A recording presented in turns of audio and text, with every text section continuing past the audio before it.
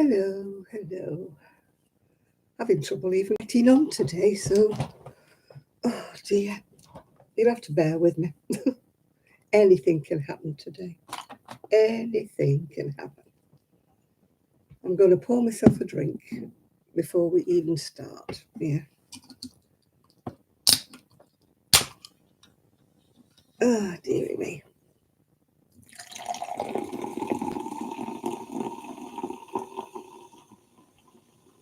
So nobody's joining me. I just hope I've gone public. I did say I was going to go public, but I'm having no end of trouble today. I might even be talking to myself.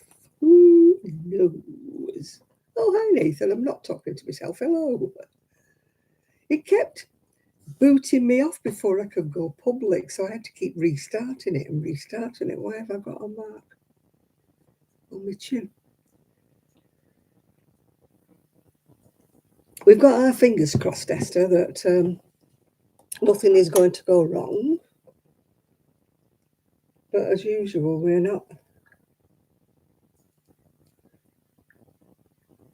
Don't know what I've got on my mouth.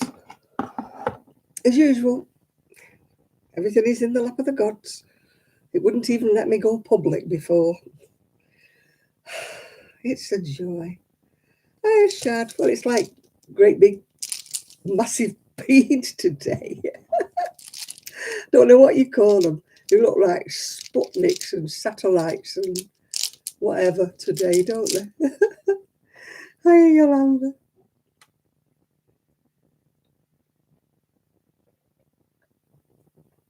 Oh, dearie me. Let's see what happens tonight. As usual, if I go off, I can't come back. I have to restart, yeah. Hi, Sophie. Hi, Yolanda.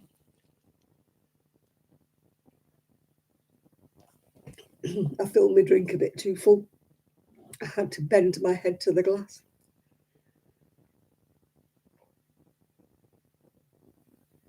The dogs are around and about somewhere, but they're not just solely in my charge. My son's got them. So we shall see what we shall see. Oh, dear. My son was raking in the garage and he came across those.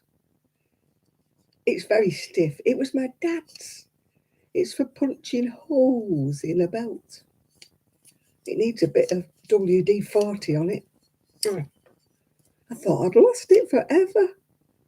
You turn it, well, you would turn it around if it would turn. You turn it around to find the space, the hole size that you want. And that's what it does. I need a bit of WD-40 on that. Hi, Chris. But I'm so glad I've got it back. It was my dad's. It's getting better as I move it. I'll have to put some WD-40 on it. Hi, Dottie. Can I put the flowers on? No. No, they're getting on my nerves, Dottie. You're not here, are you? You're not here where I'm sitting. I'm not in the mood. Let's just say, I'm not in the mood.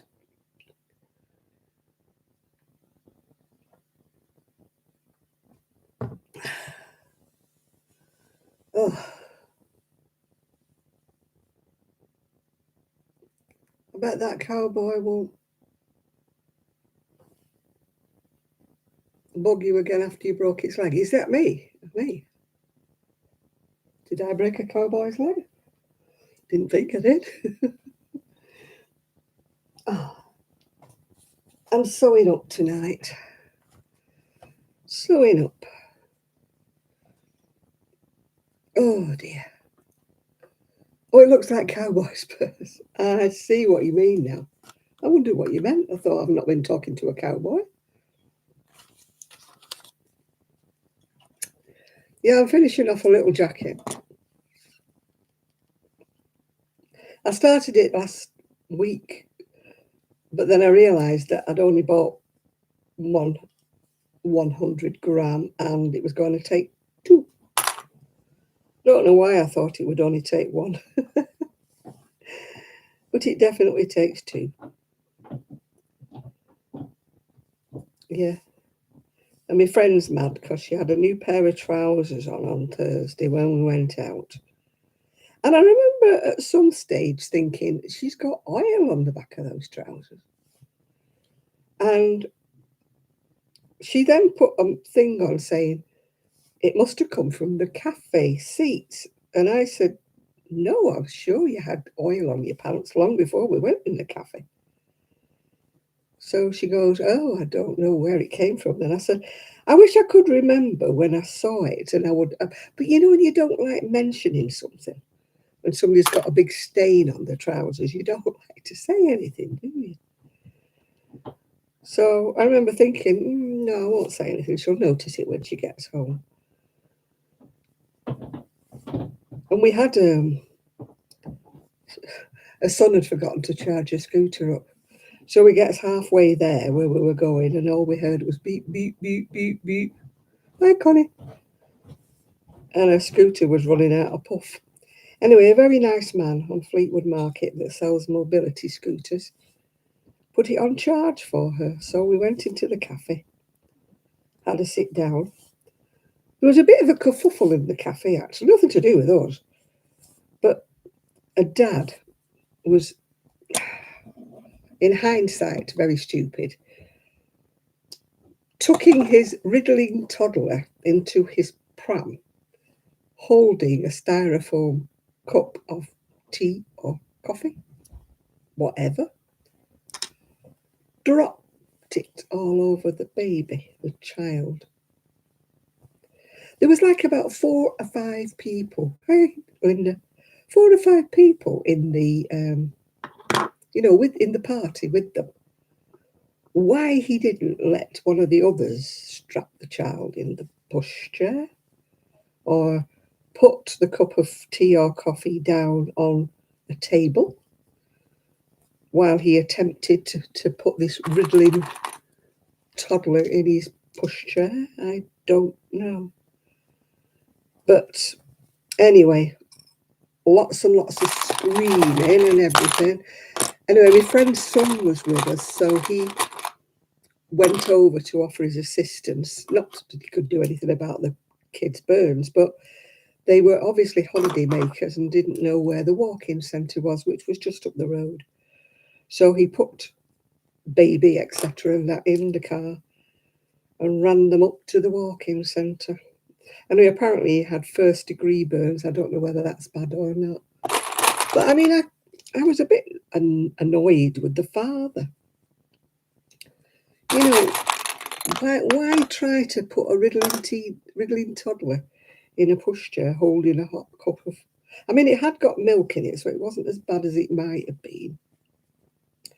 If it had been black tea or black coffee, it would have been 10 times worse, wouldn't it? But, oh my goodness.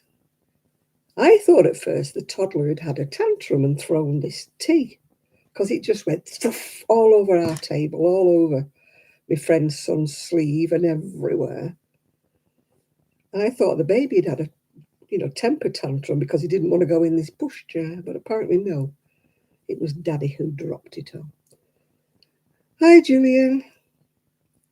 But they were holiday makers. They were staying at the caravan park further up the road. So they didn't know, they didn't know where the walk-in centre was or anything, yeah. He was probably about 2, I think, this toddler, yeah. But still, I mean, they ripped all his clothes, well, all his top clothes off him. And the cafe put like cold water on him and stuff. But oh God, that baby was screaming its head off. So it kind of took the edge off our cup of coffee. And, usually we sit and enjoy it, but kind of didn't, yeah. But with my friend with all her oil all over her trousers and the poor little baby getting burnt, we had a very eventful Thursday, really. Nothing usually like that happens to us. It's usually quite uneventful. Still, yeah. I did manage to get me other ball of wool. I was running out. I only got 1 ball of this baby pebble. I thought it was expensive at £2.60 a ball. But when I looked online, other places were selling it for £2.75. plus the postage to send it to me. So I guess it wasn't that expensive after all. So, yeah, it's just made this jacket a bit expensive before I even try to sell it. Later on, when I try to sell things.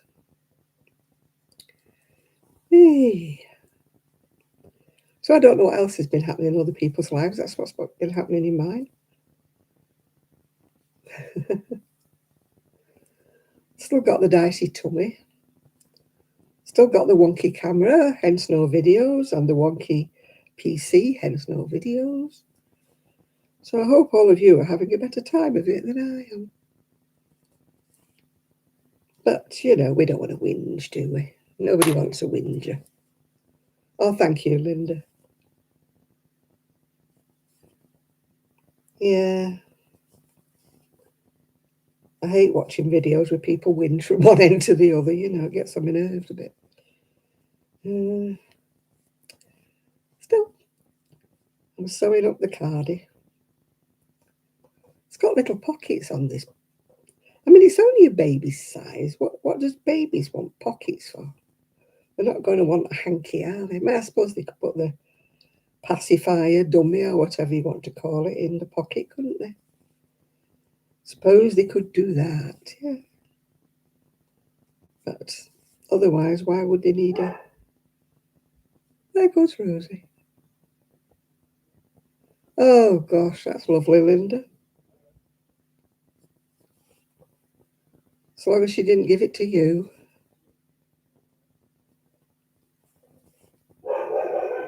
Oh, she's off. My son's talking to somebody outside, and she takes extreme exceptions. You know, nobody else is supposed to be on the street, you know, except us, kind of thing, yeah.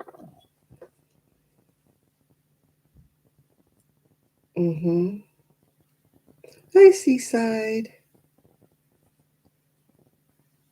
Too hot. I wish it was too hot for me.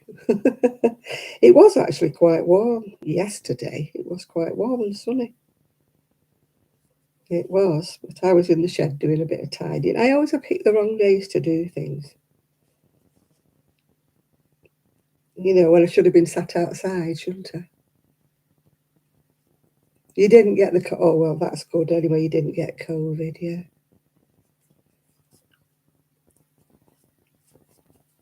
Uh-huh. Do.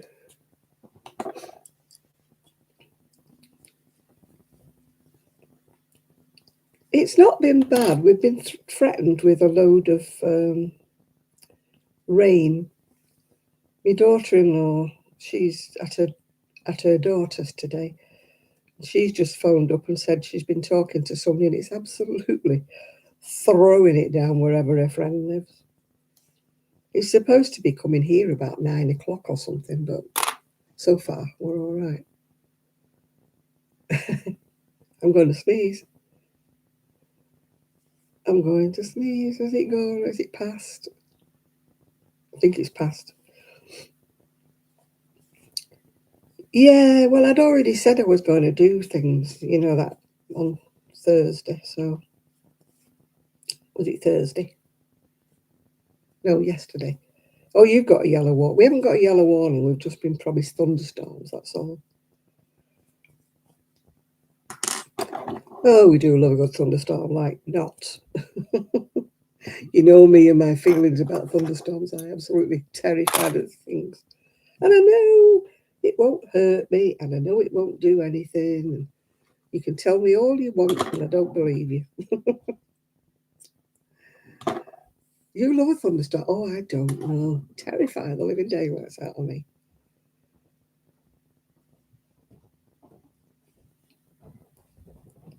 I didn't like it before. And then when me... Hello, I'm on a live, yeah? Looks like you've got Rosie. Oh. Right, okay. I've got Rosie. She won't stay. She's come and sat on the sofa with me, but she won't stay.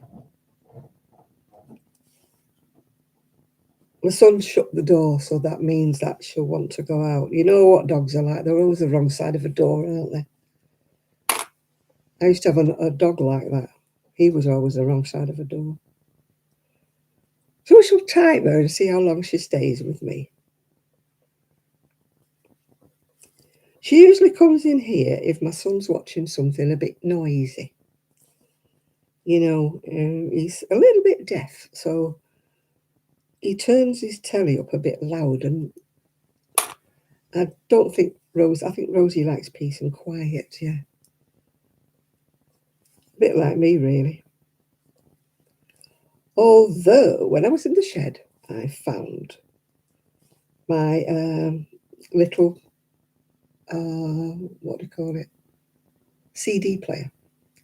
So I had a bit of ABBA on while I was in there, followed by a bit of Tina Turner. No, I don't like high wind. We've got 3 trees, actually, in the back garden here. So, you know, I'm always a bit with any high winds. Don't want them taking the trees, because it would land on my shed, which isn't a good idea, really, is it? So, you love ABBA. I saw your wool on a video with Sheila today. She unpacked your bag. Man, you sent her black, didn't you? I mean, Dottie, you know she doesn't like black. Oh, dear. I think people do it on purpose. They send Sheila wool because they know she can't use it. Oh, they send her black because she can't see it. Oh, dear. I don't do too bad, yeah. She can't see black. She needs to get a craft light like I've got. I've got a brilliant craft light, and it means I can actually crochet black, even in the electric light. So she needs to splash out and buy herself a craft light. Maybe I should mention it to her. I've got a daylight craft light. I know they're expensive, but, you know, they're well worth it, so you can actually see what you're doing, yeah? Oh, you'll be back. Why? Where are you going? We need to know. Everybody is all agog of where Seaside is going, yeah?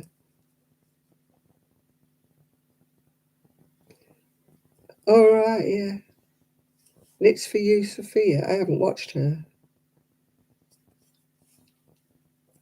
I don't watch that many people, to be quite honest. I'm a bit bad at watching people. I tend to get sidetracked onto people with dog channels and things like that, yeah. I think Seaside is beside the seaside, yeah. But I think she's in Canada, actually. I don't think she's beside the seaside in the UK.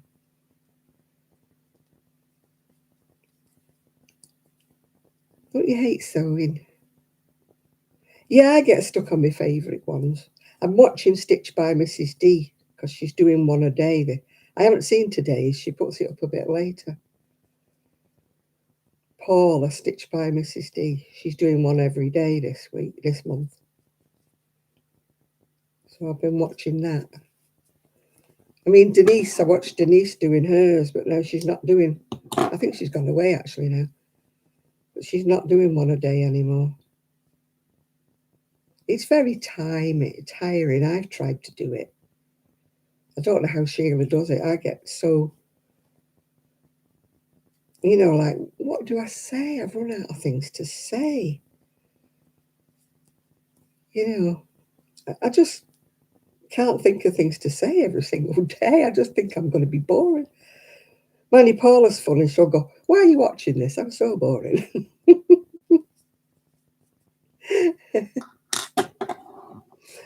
Oh dear. She makes me laugh when she says that. What are you watching me for? I'm so boring.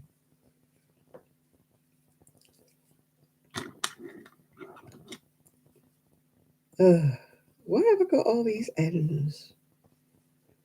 I've nearly got as many ends as I would if it was a granny square. I don't know how come. It's because there's front bands and a collar and pockets and all these little tail ends to sew in, yeah. Yeah, with Ian, yeah. It tickles me because, like, my son's called Ian, so having a cat called Ian is rather funny, yeah. Yeah. I don't think I've ever seen any lavender jam. She was looking for jam with lavender in. I've seen tea with lavender in, but I don't think I've ever seen jam with lavender in. She had a lavender scone or scone, and she had a lavender cake. Well, it was lavender icing, I think, rather than lavender cake, yeah.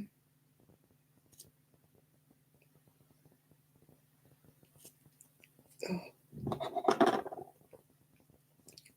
you bake lavender shortbread? I've never cooked with lavender. What am I doing here? What are you doing, Jana? Yeah. Oh, yeah, when Ian rings the bell. Ding! And she gives him a treat. She must have trained him. I don't know how she's trained him to do that. I've never had a cat that would obey me, never alone ring a bell. You know, he didn't even understand come in or lie down, sit down. He didn't understand anything, my cat. I think he understood treat, if I remember rightly. I think he did understand it when I said treat. I don't know whether I'd fancy jam that tasted of lavender. Hi, Glor. Hi, Gloria. I'm stitching up at the minute. Stitching up a pocket. If you wonder what we're talking about Stitch by Mrs. D. She went to the lavender fields the other day and she was looking for jam with lavender and didn't find any. I don't know whether I'd fancy jam with lavender in it. I like the smell of lavender, yeah. But I don't know whether I'd like the taste. Oh, yeah, I mean, cats recognise you rattling the trees, but I don't think I could get one to... Oh, hello, my doggy wants to go out now. I knew she wouldn't stay long. Do you want to go out, Rosie? Yeah, you fed up with me already? All right, then. I knew you wouldn't stay long. Oh, you're making Grandma's knees creak. You're making Granny's knees creak. Off you go. Off you go.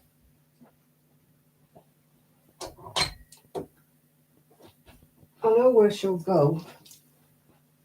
Oh, God, I'm all crocked today. I know where she'll go. She'll go in my bedroom. That's where she'll go. That's her next place. Hiya, Helen. I'm a bit creaky today. I think I've done too much this week. So my legs and my knees and everything are creaking. I'll be all right when I've had a rest. Plus, for some reason or other, I keep waking up too early. Do you ever do that? You wake up too early and you don't know why. You don't know what's woken you up. It's not the alarm. You just wake up at some silly o'clock time and then you can't go back to sleep. That's what I'm doing at the moment. Waking up way before it's time. Maybe I should draw the curtains across. I've got blinds, those silly white vertical blinds, but I've also got a blackout curtain. Maybe I should pull that across. Maybe it might stop the sun shining in. Yeah, I'm waking up like about 5:30 or something stupid. You know, way too early. And I think I'm not getting up. I'm going to go to sleep. Yeah. Oh, I bought myself a splint thing last week, you know, for the trigger finger. It was a waste of time. It was way too big. It was meant for a bigger finger than a little finger. Even though it said for every finger. Obviously it wasn't. And it just didn't help. It was just cumbersome. It was just in the way. And so that was a waste of money. I've just ditched it. But funny enough, I've not been knitting this week. I've been crocheting. And my finger hasn't triggered. It must be when I'm knitting for some reason or another. Must be the action.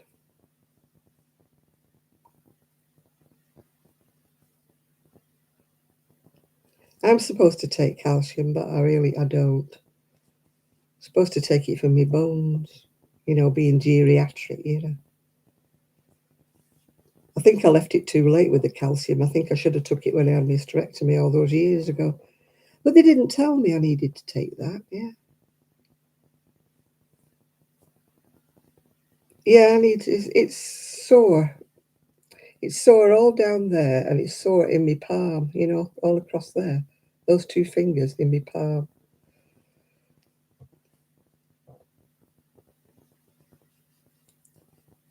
Yeah, I don't take my calcium, yeah. Oh, hello. Who's sending me messages? Right, I've got one pocket in. One pocket in. Oh, no, I haven't sewn that. Oh. There's so many ends to sew in on this damn little jacket. Honestly. How many ends do I got to sew it? I keep thinking I've done it now. Got one more pocket to do. Then I realise I've got to sew the pocket tops in. I'm sewing up a little baby cardigan. I'll show it you when I finish sewing the pockets in. Oh, it's a pain in the backside. There's too many little ends. Hi, Munchkin. Too many tiny ends. And I can't sew it with that colour because it's too dark. Where's the end? Where's the end? Oh, there it is.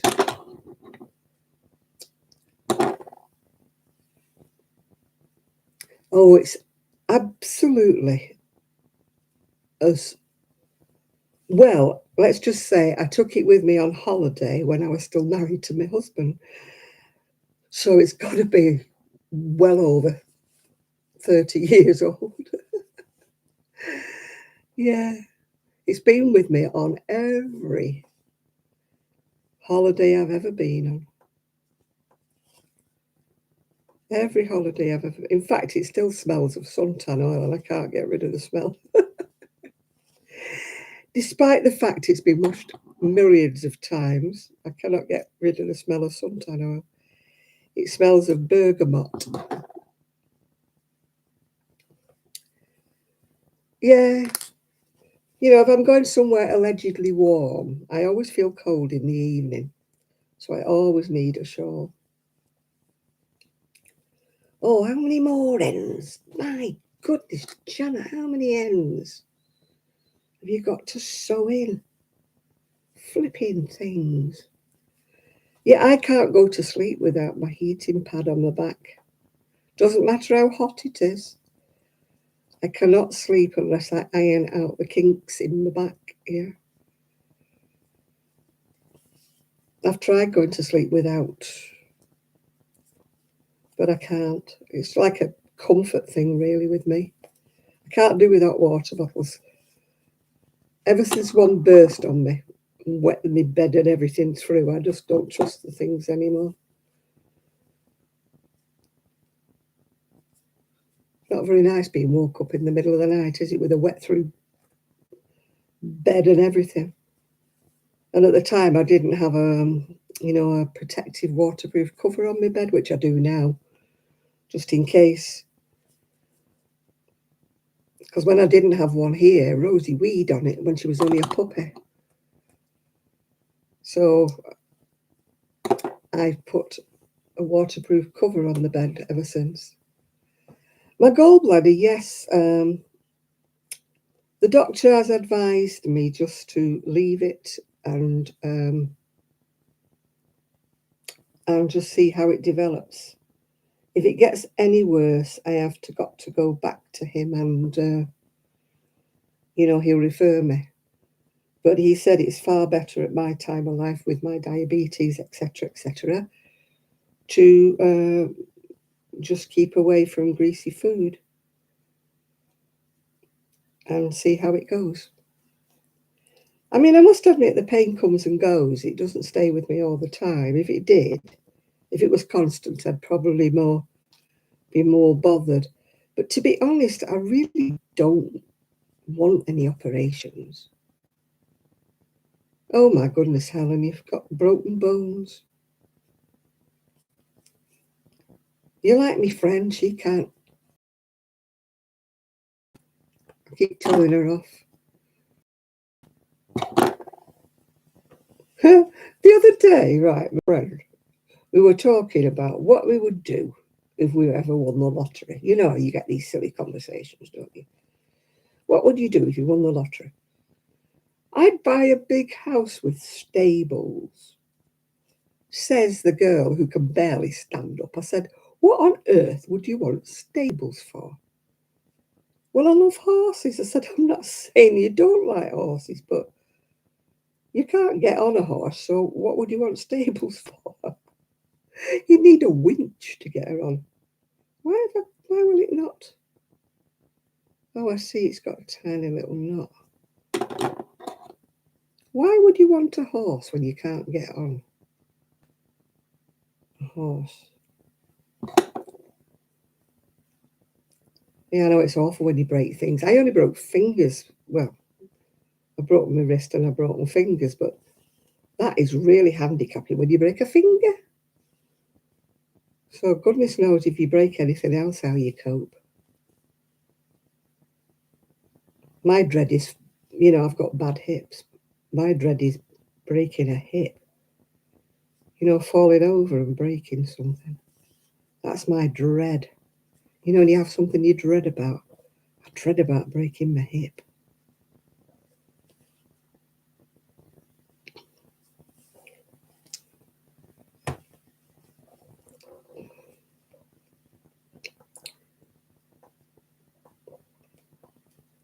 This is going to want blocking.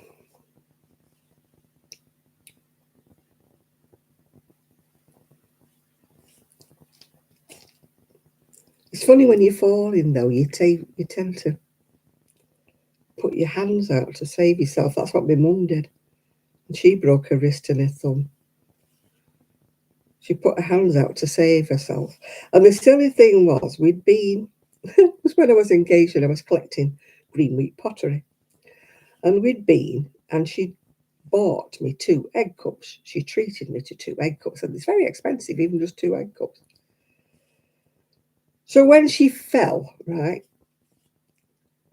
she broke her glasses, cut her eyebrow, broke her wrist, broke her thumb. And all she could say was, I haven't brought your egg cups. I said, Mother, that's the least of your problems. You haven't brought me egg cups. That's all she said. I will eat. I mean, fancy that being the first thing on your mind. Not, oh my goodness, I've broken my hand, broken my arm. It was, oh no, I haven't broken your egg cups. So every time I see my egg cups, they're they're over that shoulder there. I always think of my mum. My mum and the egg cups. Yeah. She will be ever the egg cup lady. Oh, I think I'm on my last tail. Oh, it's took forever sewing this thing up. I still need to put buttons on it, yeah. It was bad enough when I had my hand all bandaged up, when I hadn't had my carpal tunnel done. When I had the right one done, it was awful. I lived on my own then. And I couldn't wash dishes. I couldn't do anything. I couldn't wash myself properly even. You know, even trying to wash myself with my left hand wasn't really all that good. I suppose you have to learn to do these things if you're permanently disabled, don't you? I was there with my wet wipes, you know, trying to clean myself with wet wipes. Fortunately, at the time, I actually had a bath, so I just sat with my arm out the bath, yeah. It was the same when I had my leg in plaster. I was still agile enough to get in the bath then, yeah. Hooray, hooray, the last of the tails has been sewn in. Woohoo! Got myself a little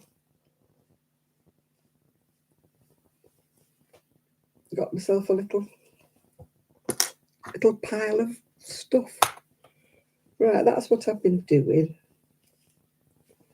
It's a little jacket. Ooh. It's not looking right because it's not been, it's got to be blocked and have its buttons stitched on.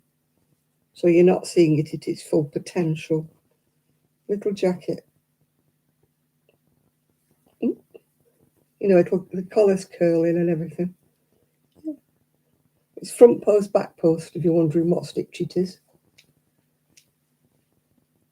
Pretty little thing. I'm hoping it will sell. And I've just finished another one off. This is my own pattern. I didn't have a pattern for this one. This one's just waiting to get buttons put on it. This one's done in cotton, so it's not very white. It's supposed to be white, but it's more like natural white rather than, you know, the sort of snowy white that you get with acrylic. Yeah, that's a little one. Again, it needs buttons on it. So that's what I'm doing. Now I'm doing a yellow one. I've got that much left. I think I'll wind it into a ball. I don't like these, you know, balls when they're like falling apart. Yeah. I'm just using all my oddments up, you know, my odd 1 balls and 2 balls and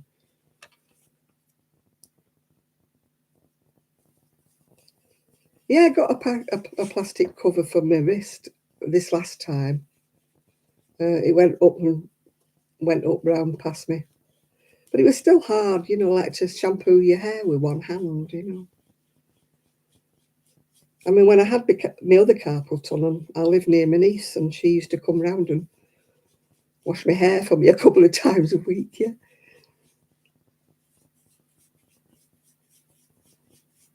As I say, I managed to get into the bath back then because I was more agile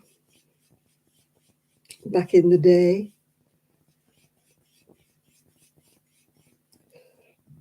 Excuse me. Yeah, I like that pattern. It's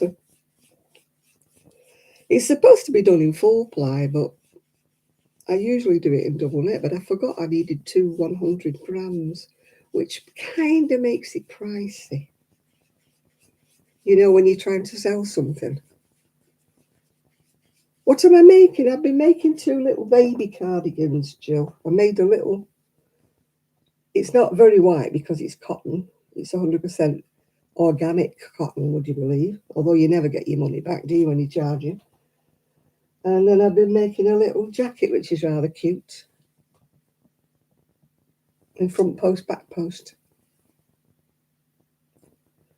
This is Woolcraft, I think. Woolcraft Pebble double knitting. I've got a ball of the pink, but obviously I can't do this jacket because I'd have to go and get another ball. So I need to find a pattern that only takes 1 ball to use the pink one up. I don't feel like, when you have to pay £5 for the actual yarn that you're making it with, it puts the price up. You know, people don't always want to spend that much money. Still, we can but hope.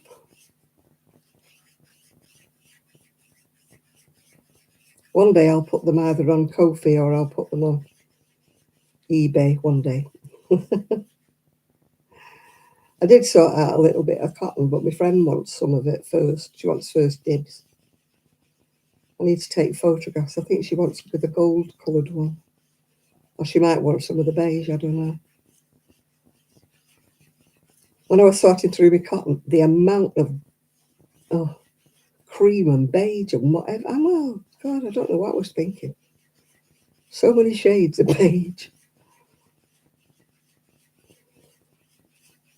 It looks quite a big ball, doesn't it? But it won't really make much unless it makes a hat helmet or something. A little beanie. Might make a little beanie to go with this jacket. Because I always used to make booties, but babies don't wear them anymore. They wear these fancy dancy shoes, don't they now? My son always had a pair of booties. But times change. Oh, you're back from Louisiana. Am I doing? No, my friend is. Sarah's going to do one. I can't be bothered, to be honest with you, Helen. By the time I've dragged myself there, set my stall up, which absolutely murders me back, yeah. And people come past. And sometimes they just walk past. They don't even look at your stall, which is very soul destroying when they don't even stop and look, you know. Or they'll stop and say, oh, that's beautiful, that's lovely, don't you do such gorgeous work, da, da, da. Do you teach crochet, by the way? Or do you have the pattern for this?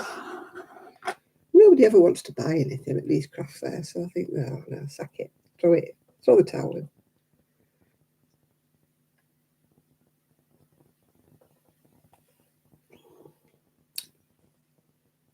You're going back at the end of October.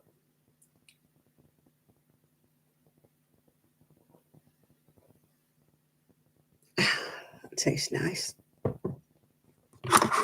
Right.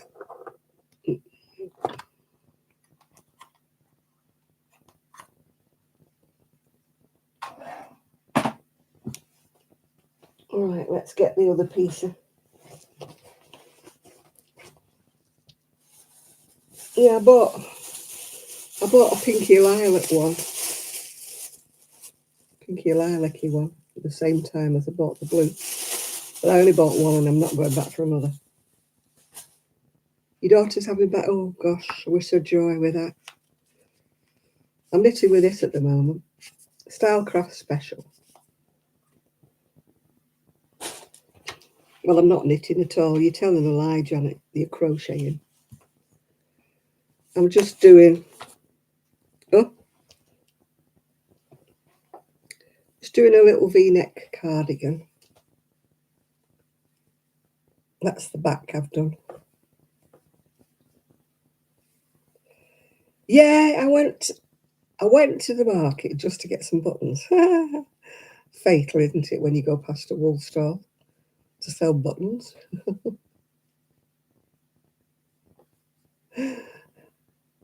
Be happy. Why does the weather make you be in a bad mood?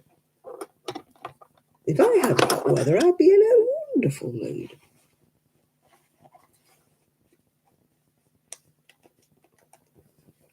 Well, if you will go to Home Depot, I mean, you've only got yourself to blame, haven't you? Well, I found some books, some patterns. They're by Kay Jones, not the Kay Jones. I don't think that's, you know, the Bakery Bears, not that one. They're ages old. I bought a whole set of them. She made loads and loads of them, yeah. So I decided I'd do that, but then I didn't like the stitch. So I'm just using the pattern for the amount of stitches and size. I'm doing my own version of a stitch, yeah. You know me, you know, I never do anything right, do I? Never do anything right, yeah. Oh, a lot of places are like that. They're like that in England as well. You see something. Right, repeat these rows to the pattern. Yes, I'm doing that. 90 degrees, how lovely. How lovely is that? 90 degrees. Woohoo! I love 90 degrees. Continue a pattern as through to work measures. I forgot what size I'm doing. I think I'm doing the 3rd. Yeah, I'm doing the 3rd. Right.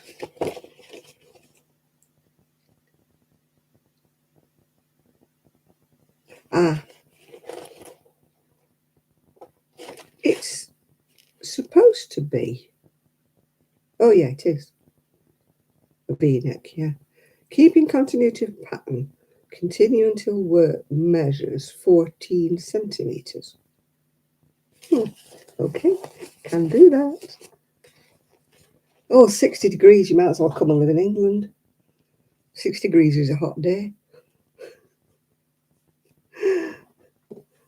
We'd think it was a heat wave at 60 degrees. It's 16 degrees C here, whatever that is in English. Which is actually quite warm today. That's what it's been. I'm warm until it starts to rain, and then I go freezing when it rains. Oh, 70 degrees a bit. 70 would be a heat wave over here. 80's rare. 90, rarer still. It would be a heat wave. Everybody'd be passing out if we had 90 over here. They'd be like, oh, can't cope. Yeah. Oh, this is my shawl. It's a granny stitch shawl. Granny square shawl, sorry. Many moons old. Years and years and years old.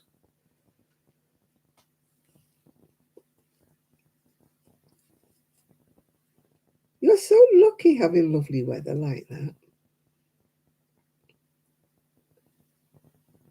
I suppose some people are never happy. We moan because it's too cold, and you're moaning because it's too hot.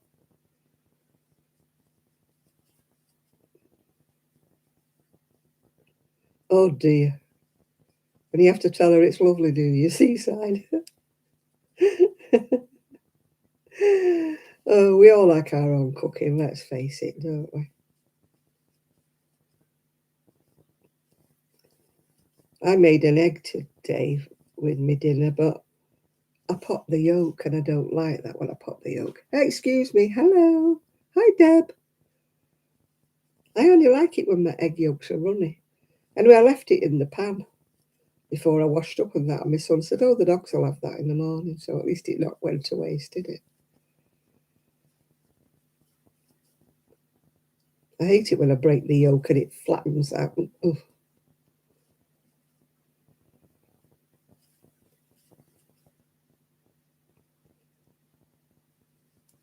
I like potato salad, but I like it best when I make my own. You know, when you make your own with them, with new potatoes. Oh, lovely. Lovely when you get new potatoes and make potato salad with them. Tastes so much nicer, doesn't it, than the old stuff? Right, where's my tape measure? There it is. What did I say? I've forgotten.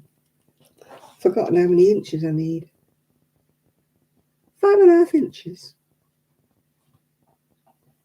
Oh, potato salad. Did you get nothing, do you, in a potato salad when you buy it from the supermarket?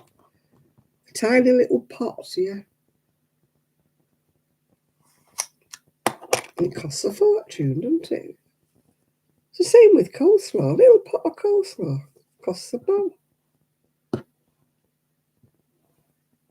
I'll have to have Sheila do my shopping, won't I?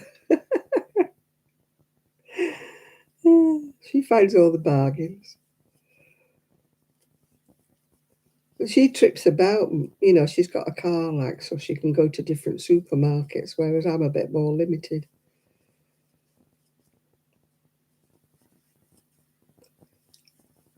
Bit more limited. And I can only carry like one bag on my scooter.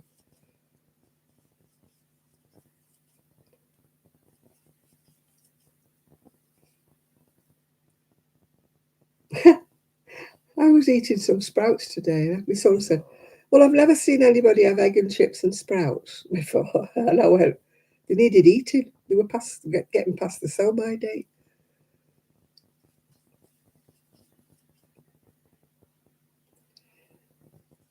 Yeah, I when I'm left to my own devices, I like things done from scratch, yeah. I used to bake, make things like scones or scones, whatever you call them. Scones. And I used to make flapjacks because, if you're diabetic, the oats and the sugar is slow release. So it's kind of like a sweet treat that you can have because it takes you that long to digest all the oats and that, yeah. Oh, I don't go to McDonald's. I haven't been for years and years and years. I did order some KFC when they were on holiday last year. Ugh, won't be doing it again, yeah. It's been quite a warm day yesterday, actually, Jill. But we're expecting rain tonight. It's supposed to be raining from 9 o'clock. Hasn't landed so far, yeah.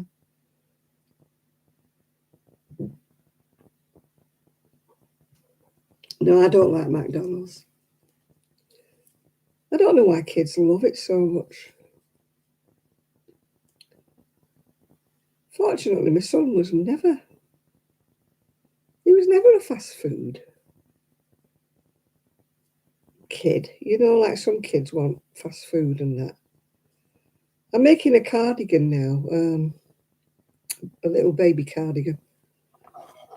That's what I'm making. I'm using up all my bits of my pastel coloured yarn.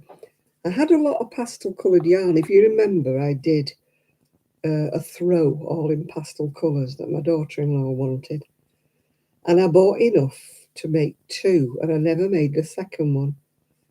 So consequently, I've got quite a lot of ones and twos of all pastel colours, yeah. So I'm using them up, yeah. No, I don't like the food anyway. 50 inches of rain. Or 0.50 of rain. No, I don't like McDonald's, and I'm not a fan of KFC. I'm just not. My idea of fast food is fish and chips, yeah. That's my idea. Or I'll buy a sandwich from the butty shop, yeah.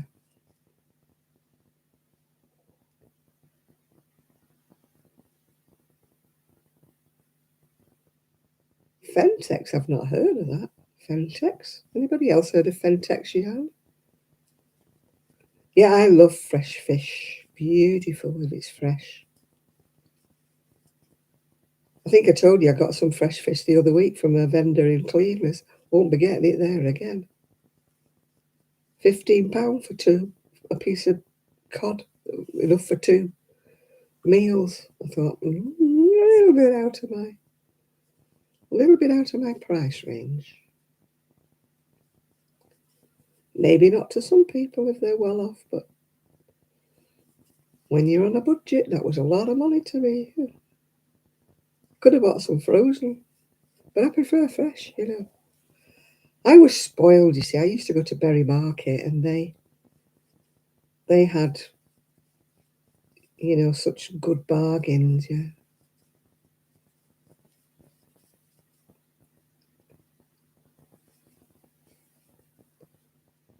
Slippers made from Fentex. I've never heard of Fentex. It must be an American yarn.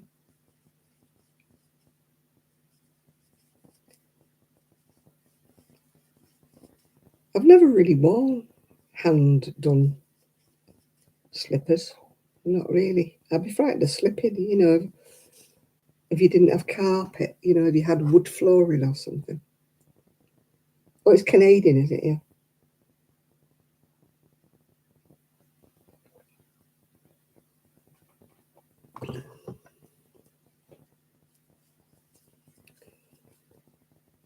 Yeah, I always thought that the old Red Heart, you know, the sort of crunchy, thick,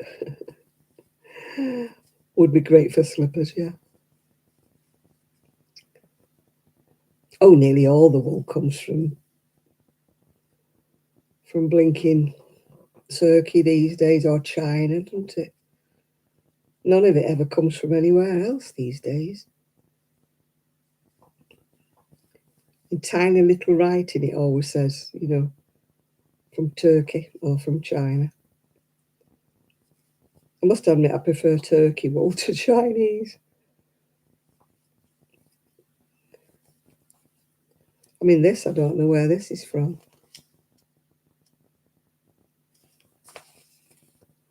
She says, trying to read its label. It's Stylecraft double knitting, but I bet you any money it's not made in England. 100% premium acrylic.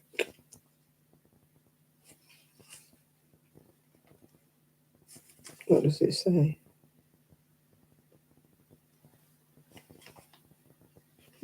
Doesn't say. Trying to read what it says on the label.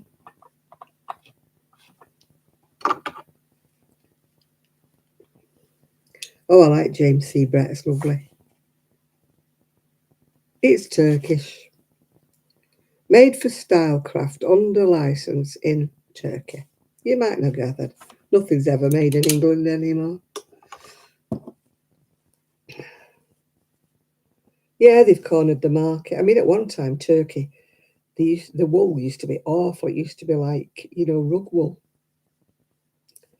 Going back many years, you know, before Turkey ever got into the acrylic market, they used to make wool. It was really absolutely hard as nails.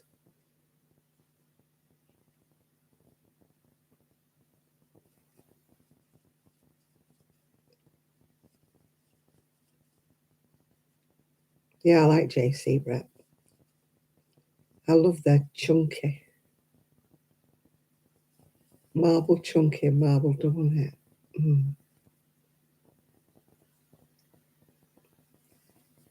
I still got some in the shed, some chunky. Oh, hi Ethan. You have a lot of like yarn ends and mill ends in America that we never get. We don't have things like that over here. I remember one lady I used to speak to. She used to go to all these mill end sales and used to get some fantastic bargains. But we never have anything like that. You know, like you have the tent sales, don't you, and different things that you get in America that we don't get over here.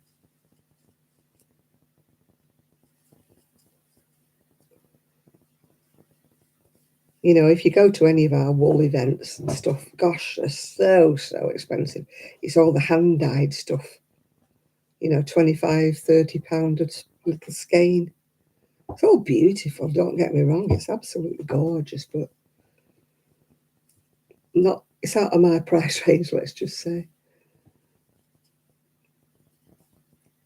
And in any case, I'm a bit like Sheila, you know, I can't knit with wool. It makes my fingers break out like eczema.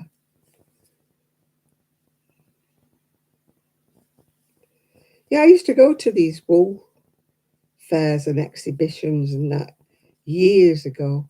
And you used to get the big named people used to be there, you know, selling things like James C. Brett and Stylecraft and stuff like that. But now it's all like snobby stuff, you know, like all hand dyed and whatever.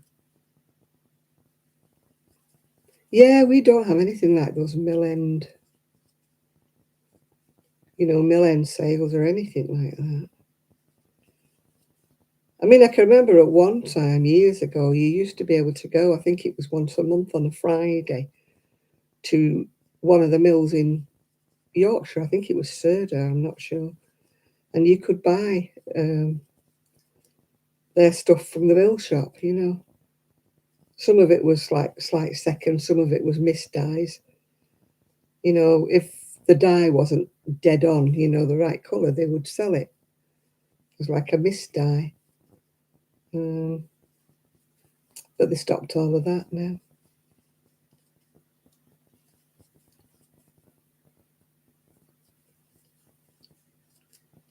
I mean, there used to be a guy who did the markets who used to buy all that sort of stuff and sell it off, you know. You knew what it was, but it didn't have the right label on, if you know what I'm saying.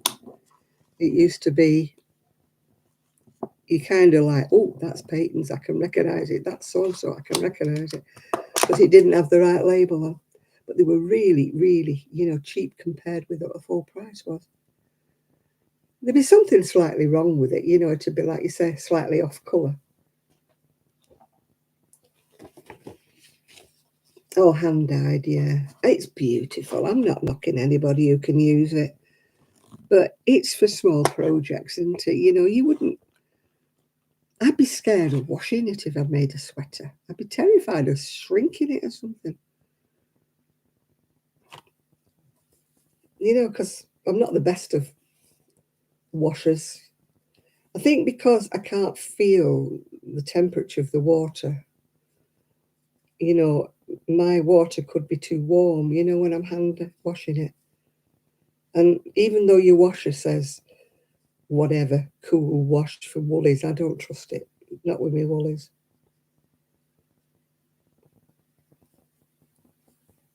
What are you doing, Jem? What are you trying to crochet down the side for? You're just being an idiot, aren't you? Yeah. Yeah, you can't do that anymore now by the misshapes, can you? Yeah, there used to be a shop near us that used to sell bags of the misshapes. Yeah, Cadbury's, yeah, and you used to get biscuits as well. You know, the biscuits that were a bit off, yeah.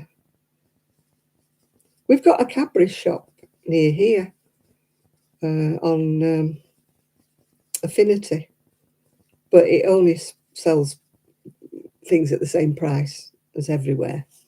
It doesn't sell anything cheaper, yeah. But at one time you could get these bags of misshaped. Thornton's used to do the same thing. Thornton's used to get bags of like misshapen chocolates, yeah. I mean, they taste the same, even though they look a bit battered, but you know, they taste the same. I'm trying not to have as much of it. I have got a Turkish delight. I know you don't like them, but I love them. You know, I've not tried not to eat as much chocolate as I used to. Right, treble two together. Decrease one stitch at neck edge as before on every row until there are 12, no, hang on, 13 stitches left. Right, okay.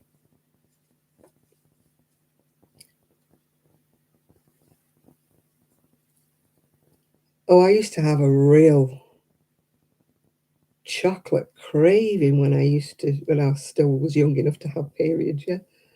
I had a real chocolate, yeah. Now I try to cut back on chocolate. Yeah, I have it. You see me eat it, I'm not lying. I do eat it. But I am trying to cut back on it, yeah. Biscuits, I cut back on biscuits as well, yeah.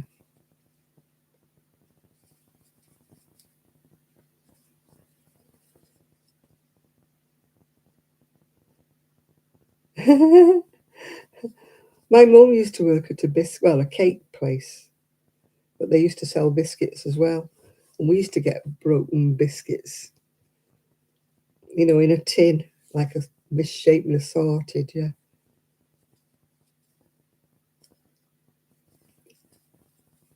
We used to get like jammy Dodgers all the time, or those chocolate tea cakes as well.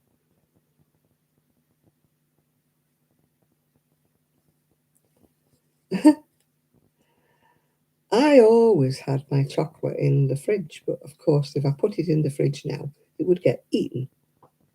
So I always want to have chocolate. So if I decide I want some, I've got some, yeah. But I used to keep it in the fridge at home when I lived on my own. But no, you can't do that here because somebody would have eaten it all before it, then when I fancied a bar of chocolate, it wouldn't be there. So it forces me to like hide my chocolate, but then when you have to hide your chocolate, it's warm, it's not nice. There's nothing nicer than the Mars bar when it's been in the fridge.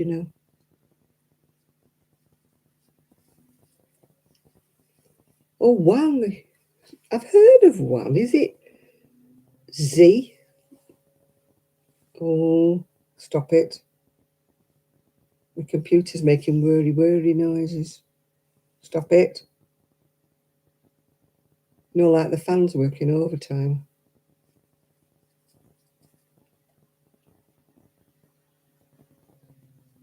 Oh, it's stopped now. The fan was whirring and making a funny noise.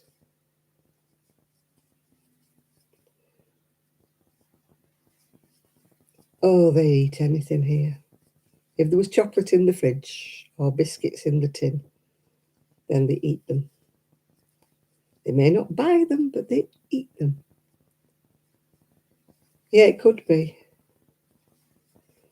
I bought a new power supply for it, but I haven't plugged it in yet. Oh, they do. What's mine's yours, what's yours is mine, in this family, yeah.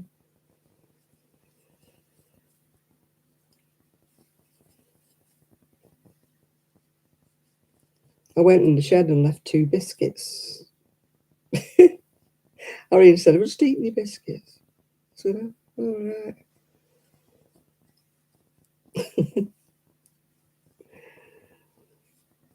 Yeah, you don't leave anything lying around in here, I tell you.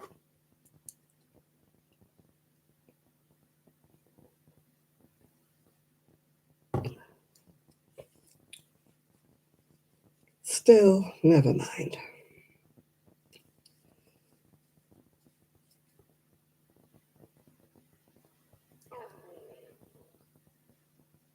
Oh, you need to take your chocky biscuits, right?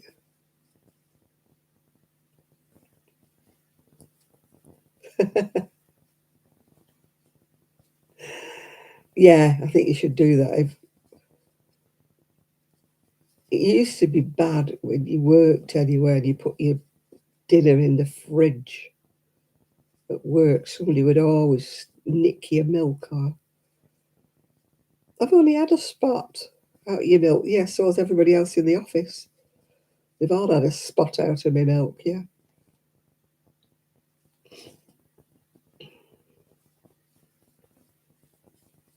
You try putting it in a Tupperware box with with your name on it. Don't make any difference. There's always somebody in the office who forgets their butties and wants to eat yours. Especially if you're on second lunch and you go in and your sandwiches are not there. Nobody's eaten them, of course. Nobody's touched them.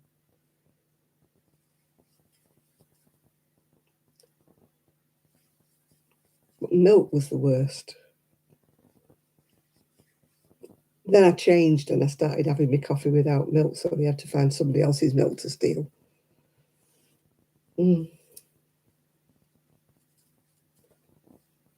There's always somebody in the office who never wants to buy milk, or always pinches your sugar or your sweeteners or your coffee. Oh, I've only had a spoonful. Yeah, you've had a spoonful every day this week, yeah. And they're not even the ones who are short of money, I don't know what there is about it, whether they've just got a thing that they want to steal somebody else's coffee, milk, sugar, whatever. Yeah, you can write your name all over it. It makes no difference. You still pinch it.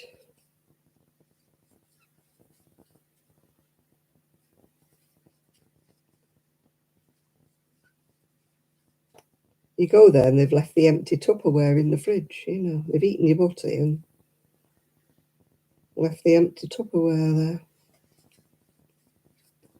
So annoying.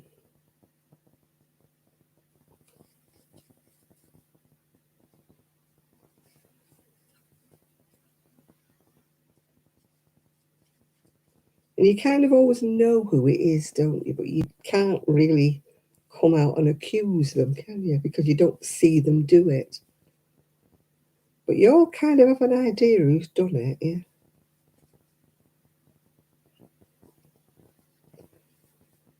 Yeah, that's probably why they're not short of money, you know. They keep it to themselves, don't they? What do they always say? Long pockets and short arms, yeah.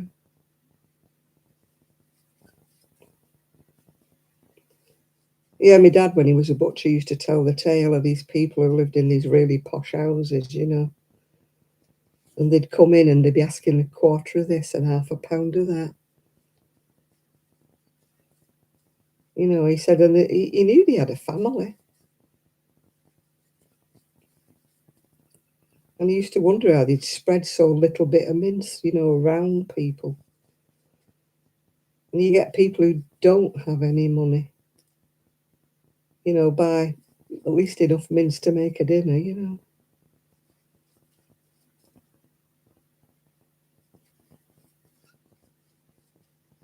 Well, I never used to have to bother about that. Dad checks in, he's doing okay. Good show, good show.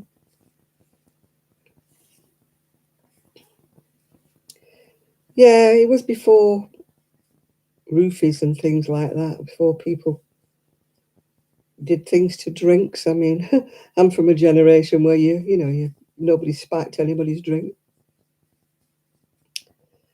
I never had to worry about that when I went out dancing, you know. You might have to worry about somebody drinking it, but you didn't have to worry about anybody putting anything in it.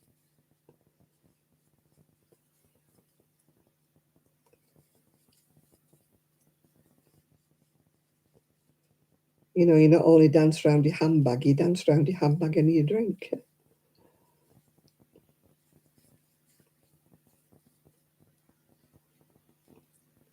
No, I don't suppose it is. I don't really, you know.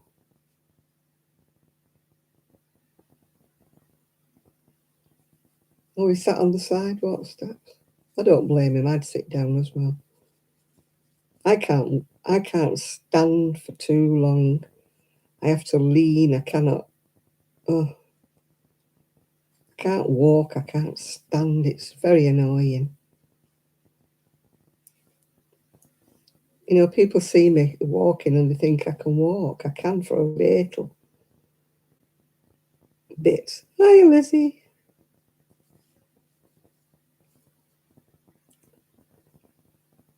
My back just goes into a spasm when I walk more than a few steps.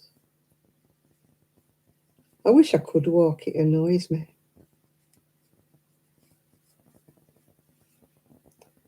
Mine's past a pinched nerve. No, mine's permanent. It just goes in a spasm and I have to stop and lean over and lean on something, yeah. Yeah, there are some good people about, Jill. Not everybody's pain in the neck, yeah.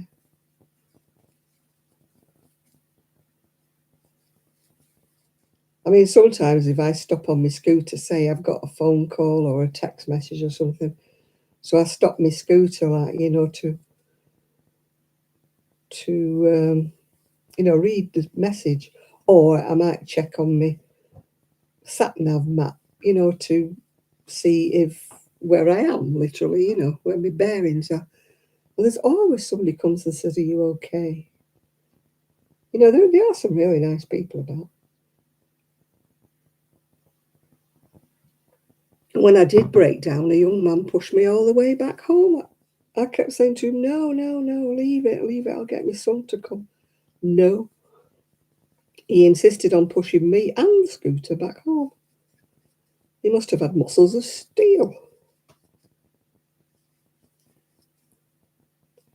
He was a great young man. I was just going to leave the scooter and get a taxi home or something. But no, he insisted on pushing me home. Talk about giving his workout for the day. And he wasn't even walking my way, he was walking the opposite direction. But he stopped and insisted on pushing me home. And he wouldn't have anything for it. You know, I opened my purse to offer him a few pounds, you know, and he, no. He said, I've got a mum who's disabled over in Ireland, he said, and I would like to think that if my mother ever got stopped anywhere, that somebody would help her. And I thought, oh, what a well-brought-up young man. 13. So there are some nice ones around. 2, 4, 6, 8, 10. Oh, would you believe I've stopped at exactly the right place? That's good of me. I love it when I do that. And you don't have to pull any rows back, yeah?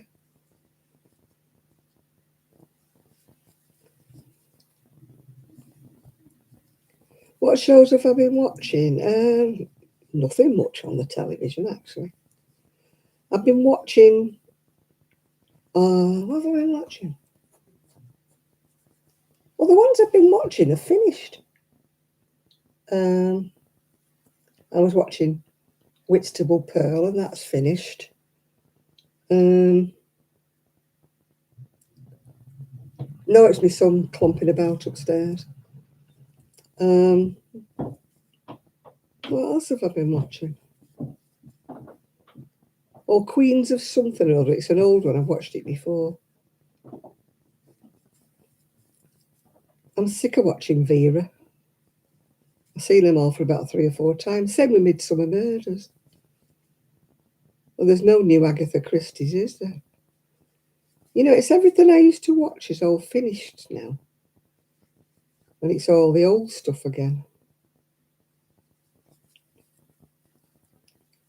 There are some new things, but they're not my thing. So I've not really been watching much telly, to be quite honest. I've been trying to find things on YouTube to watch and listening to Sherlock Holmes stories and Somerset Maugham and stuff while I've been doing my crochet. Yeah, it's the same stuff over and over and over, and there's never anything new. There's no new good comedy series anymore like there used to be. You've got to watch reruns, haven't you, of the Two Ronnies and something to get a bit of comedy these days.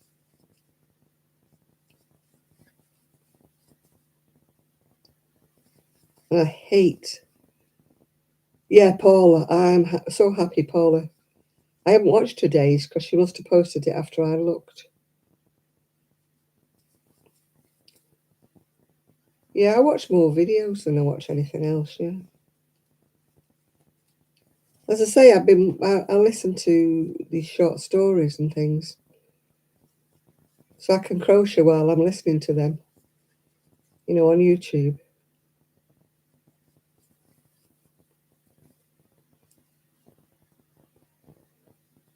No, she didn't post it early today, so I'll have to watch it after the live. Yeah. I'll watch it tonight when I get in bed, hopefully. Yeah, you do have to accept some kindness, Mimi. I know sometimes you don't want to, you're independent. But you have to sort of... I mean, I've had to learn that I do need sometimes help, yeah? I'm a very, very independent person, and I like to think I can do things and do everything on my own. And there are some things that you've got to learn that you just can't. And you've just got to hold your hand up and say you can't do it, you know. My friend's a bit like that. She thinks she's 25 and, you know, she's the one who was going to buy a stable if she wins the lottery. And I'm like, you can't even get on a horse. How could you buy a stable? How could you muck a horse out? How could you get on it? You need a winch to get you on a horse. She said, oh, but I love horses. Well, wouldn't we all? I'd love to be independent, but there are some things that I have to admit I just can't do anymore. I do what I can, don't get me wrong. It might take me a long time to do something, but I will do it, yeah? It's like cleaning and hoovering and things. It takes me forever to do it, yeah? I know, I said that to her. I said, you're disabled. And she's like, I said, will you get it through your head that you are disabled? that you cannot get on a horse anymore. I said, why don't you find a stable that does disabled like ridings and stuff and get them to help you to sit on a horse? And then she said, oh, but it would joggle me back about and it would make me feel worse. And I'm like, well, what do you want to get a horse in the stables for then? You're mad. I said, no.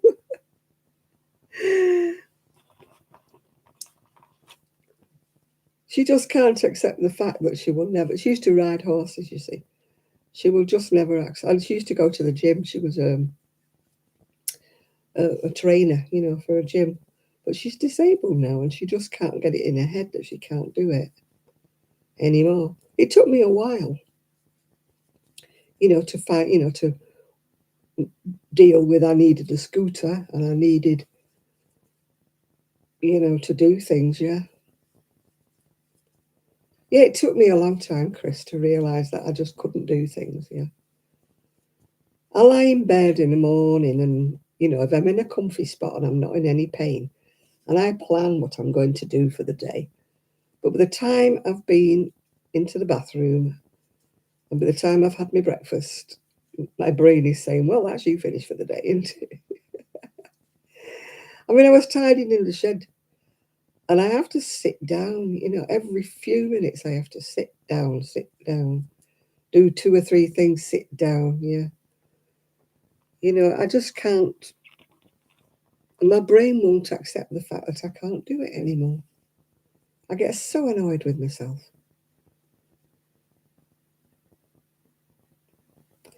Yeah, but she's got all things wrong with her spine. I mean, she walks like stooped over. She walks worse than me. She's 10 years younger than me, and she walks really, really badly. Oh, casualistic, yeah. Casualistic, yeah. She's Karen. Yeah, she used to make the most fantastic amigurumis. Other people on here will remember Karen. But she got herself a boyfriend and she doesn't crochet anymore now, I don't think. She used to make lovely YouTube videos. Yeah, Karen, yeah. Yeah, she was a great. I mean, she probably still is. It's just that she doesn't make videos anymore. Yeah, she was a lovely lady. They used to have wasn't a lizard, what was it? Chameleon, I think it was. She used to have a chameleon and she used to have a bird that used to talk. I don't know whether it was a parrot or what it was. But then she got herself a boyfriend and a cockatiel and a bearded dragon, that was it, yeah. Yeah, she used to do some lovely amigurumis. She did the whole nativity one year, the whole. And then she used to do a lot for that, what was it called? That charity that gives blankets. Woolly Hugs or something. Was it called Woolly Hugs? She used to make blankets for them. People used to send her some yarn, you know, so she could do them. Yeah. Yeah, she doesn't make them anymore, sadly. Munchkin. Yeah. Yeah, I miss her video. She was a nice lady. There's quite a lot of people that you miss, isn't there, that you think, oh, they used to make such wonderful videos, and then they just suddenly vanish, and you never hear from them ever again. She is on YouTube, not on YouTube. She is on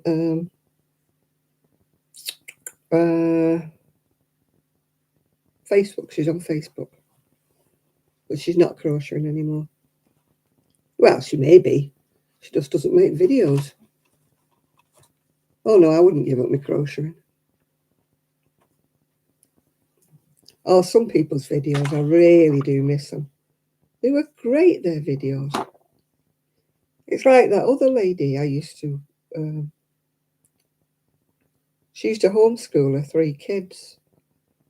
And she was always doing things, but then she went to university. I think she went, after her 3 kids, she went back to college or university or something, and never heard from her again.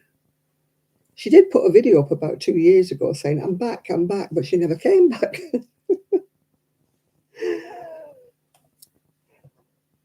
Yeah, what was she called? It began with a K, not Kira or something. Oh, I can't remember. She used to homeschool her kids, and she also grew all her own vegetables and that, and she used to, freeze dry them and that. I'm not talking about Erin, by the way. I mean, Erin doesn't make videos like she used to. She used to make them every week, didn't she, at one time? Same with Zoe, 24 Karat Crochet. She hasn't done any videos for a long, long time, yeah. Hello, it's raining yarn. Is it really? Can you rain it in the direction of a few of the people on here?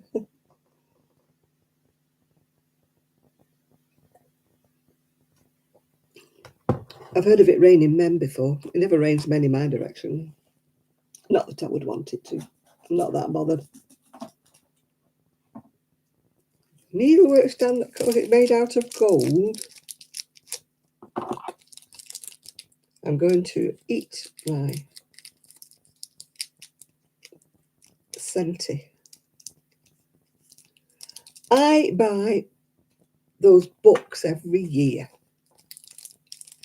You know, where you're supposed to keep a whatever it says, how many stitches you did and how many rows you did. The lady no, she wasn't in the UK. The lady I'm talking about, she was in America. She lived in the middle of nowhere. It began with a K, not like Kira or something.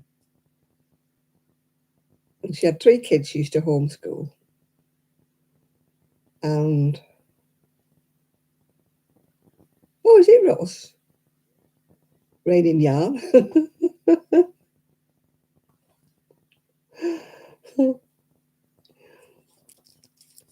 Hi, Ross, if it's you. I don't recognise the handle.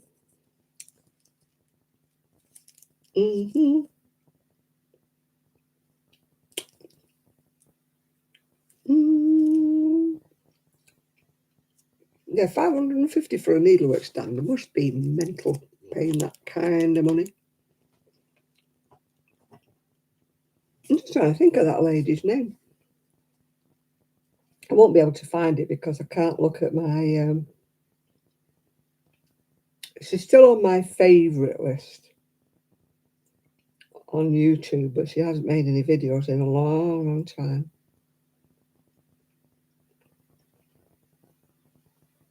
As I say, I used to watch a lot of people.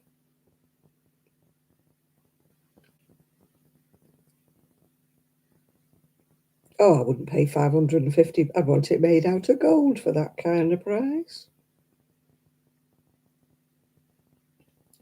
For that kind of price.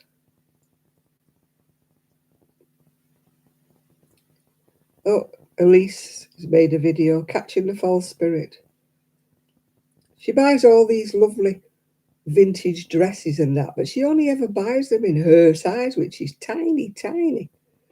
She never thinks that other people are bigger would want to buy things from her. If I wanted to buy anything from her, there wouldn't be anything in my size. I don't know why she thinks everybody's tiny like her. I'm sure she'd do more if she sold bigger sizes, yeah.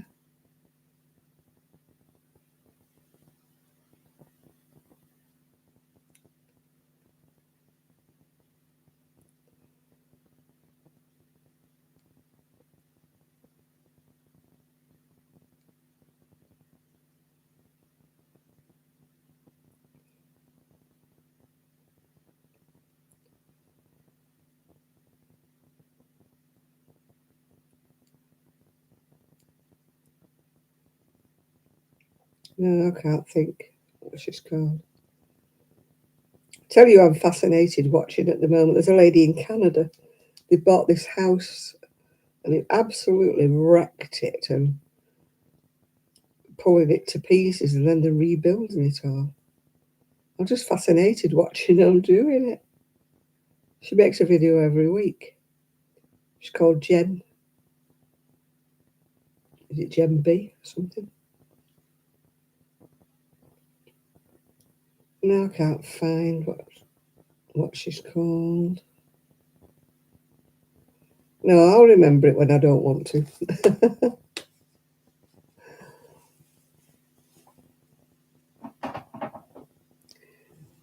Yeah, things make things to me. Other people watch other people. I tend not to watch the ones that have massive, massive followings because I think they get a bit cliched. They get a bit boring, you know.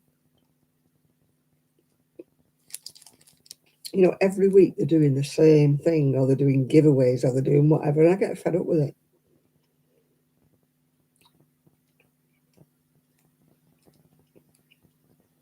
It's like they're just doing it to make content, and they don't seem genuine to me anymore.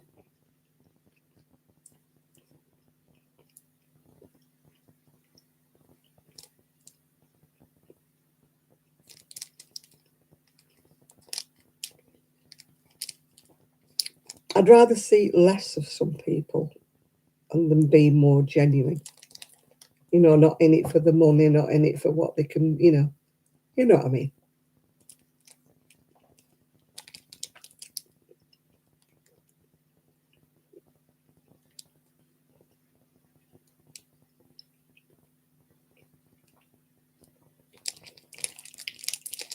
The trouble is, there'll always be somebody who'll pay $550 for something. So that's what means. That's why they do it, isn't it? Do you ever watch those programs on TV where they rescue something from the skip or the tip and they do it up and sell it on for like $1 million or something? And you're like, really? Am I reading anything? I've got 3 new books. I can't remember what they're called. I bought them on the market. It's like a series. I think it's like Murder at the Theatre and Murder at something. I read murder mysteries, not heavy murder mysteries. I just like lightweight murder mysteries.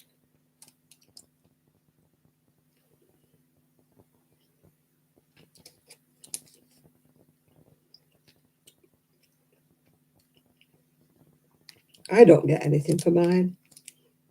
If I was in this for the money, I'd be starved. I'd be starving. You have to be so dedicated to make video. I can't think of things to say. I think I'd be very boring if I did more videos because I think I'd be like scratching my head. Have I mentioned that before? I don't lead an exciting life, Hi, Jane. I can't say, oh, I've been here, oh, I've been there, I've been everywhere. My life's very boring and very predictable.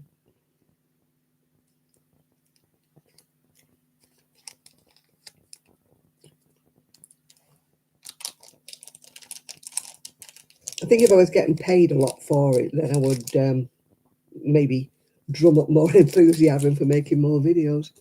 But as it is, I think that's not worth it.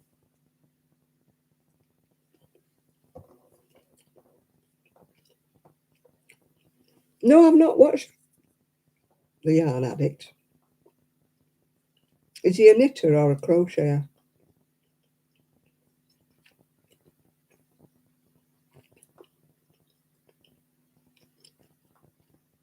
I don't tend to watch people who knit most of the time. And I definitely don't watch them if they make blankets.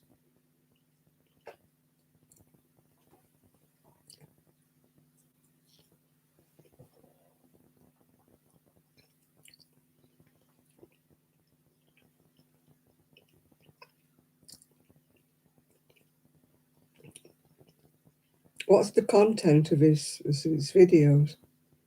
Is he a knitter, crochet? What is he?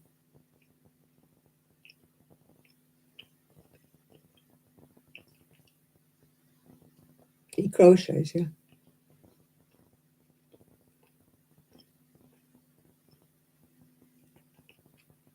No, I don't do it. If I'm making a video, it's not for the money. I don't earn anything. I used to like making them, but with all my PC troubles and my camera woes and stuff, it's not a pleasure anymore. It's like, oh God, you know, is it going to upload? Is it going to do this? Is it going to do that? Have I got anything to say? Have I bought anything? Have I done anything? I just feel as though I'm boring, that I don't have enough to say or do anything interesting.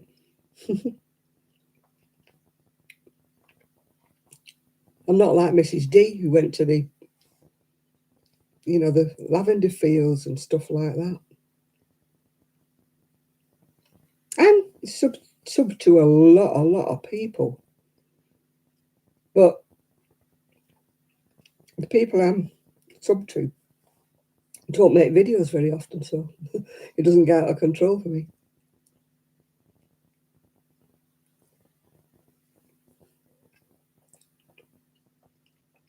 The one we watch on a Sunday. Oh, the one who's moving house, you mean? Yeah, she's getting a bit what's it, isn't she, with her clothes and her clothes and stuff.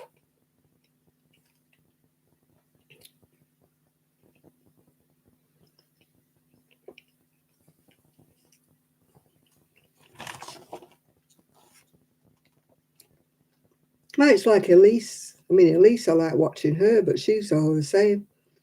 She only ever alternative aging.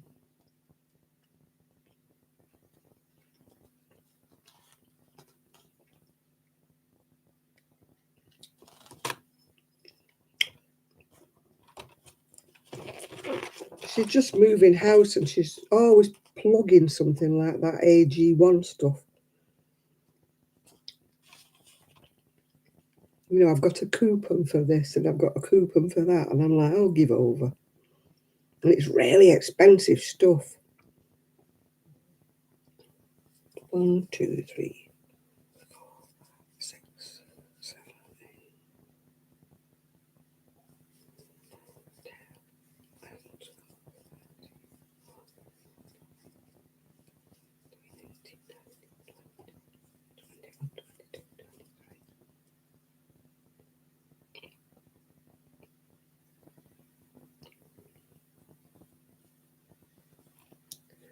No, I don't know. I don't know. I've not watched him. I don't think I have anyway.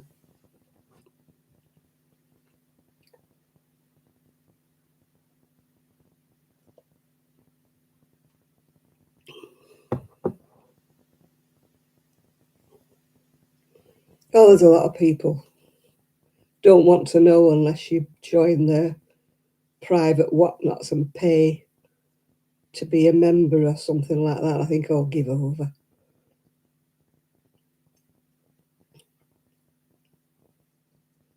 I hate it when they join to be my member or something, and I'm like, ugh.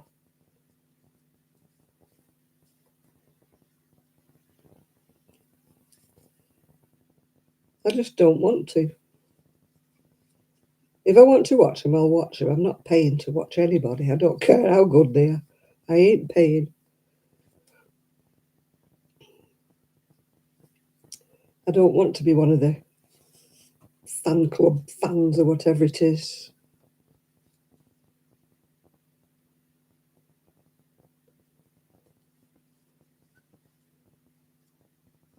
No, that annoys me. We've been through that before.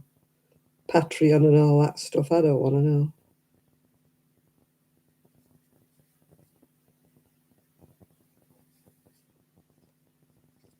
I've stopped watching a lot of people for that reason. If you want this pattern, it's only available to my Patreon. Oh, well, keep it then. I don't want it. I would have bought it from you, but no, I don't want it.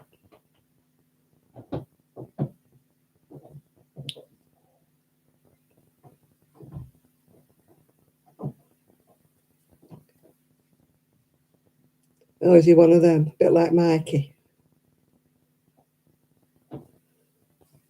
I used to like him, but I've gone right off him now. I don't like it when they get too big for the boots, you know? They start being too what's it, you know?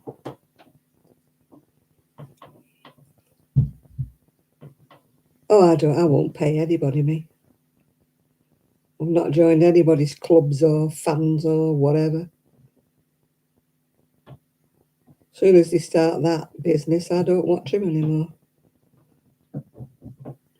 I suppose there's always some fools that pay it. $10 a month, $5 a month, you must be mental. Why?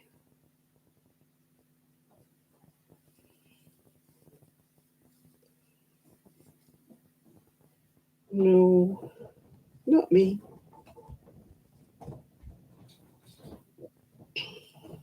They're getting paid. If they've got a decent channel, they're getting paid.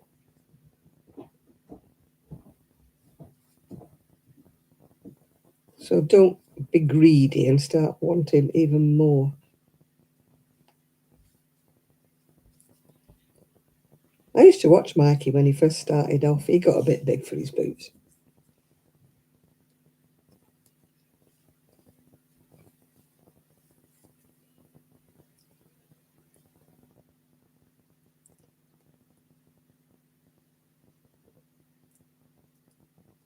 I'd rather have people who are just down to earth and just chat, you know. I don't want people preaching at me. The same when they come on. This is sponsored by Squarespace, or this is sponsored by Craftsy, or this is sponsored. I think, oh, go away.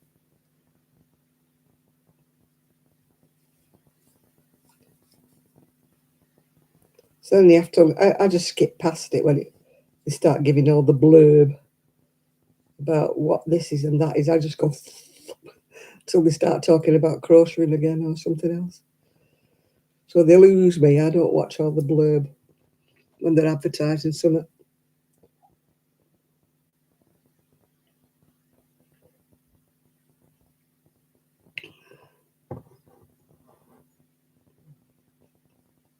Yeah, I mean, like Mikey used to work for, was it Red Heart at one time?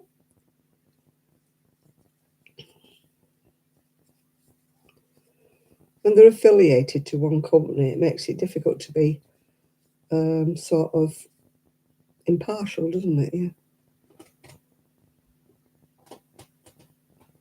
Yeah, why would I bother? Your inspirations, yeah. Why would I bother, Munchkin? Yeah, like you say.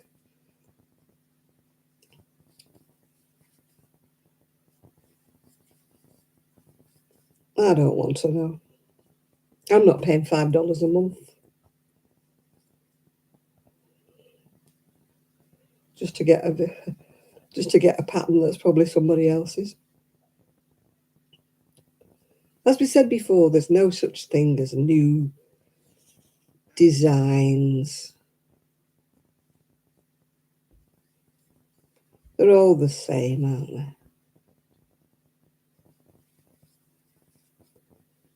If you look around and look back, you can always find a video that's very, very similar to one that somebody's saying they've invented, yeah.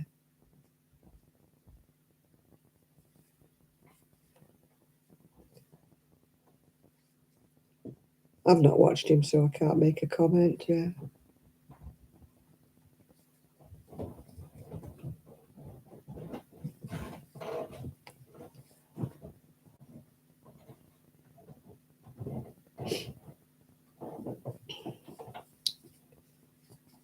No, there are some people who just grate, you know, I'm not going to mention them, but, you know, their voice is just great on my nerves.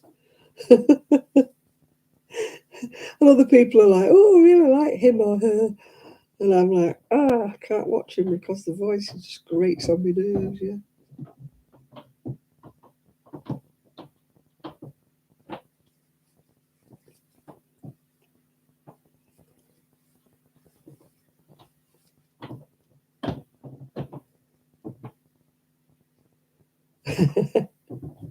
What What do you mean you're not a millionaire, Jill?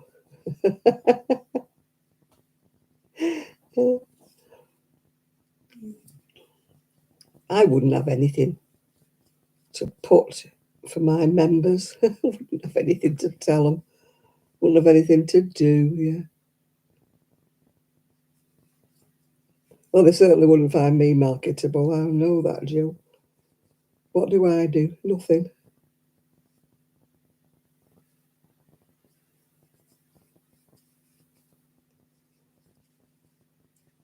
It really rankles with me. I don't know why. Maybe it's a bit of jealousy or green eye or whatever. When they say, I'm just 6 away from so many thousand and, ooh, I'm going to have a giveaway when I get that. I'm thinking, oh, pee off, yeah. Stop bragging.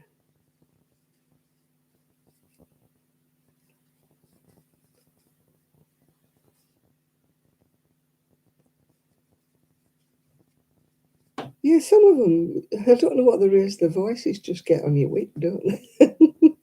Probably my voice gets on somebody's wick. The only thing I've ever been said about my voice is that it sends people to sleep.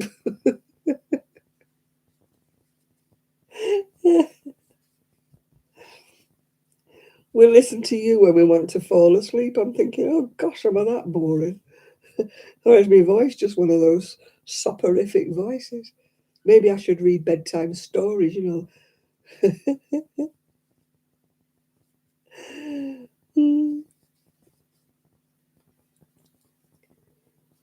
Maybe we should have a, what is it, OnlyFans channel, yeah.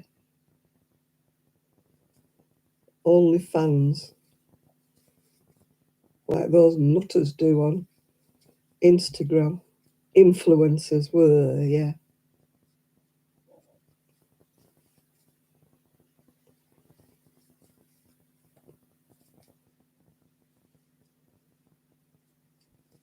My friend wanted me to read some bedtime story things for a little boy because she said he said he liked my voice. It was sending him to sleep. Yeah. Oh, I don't understand those weird videos where people eat and do things like call them mukbang or something. Where I can't. Oh, was it ASMR or something? You know, I'm just not into that sort of stuff. Yeah. I would worry about that reading stories because you're worried about copyright, aren't you?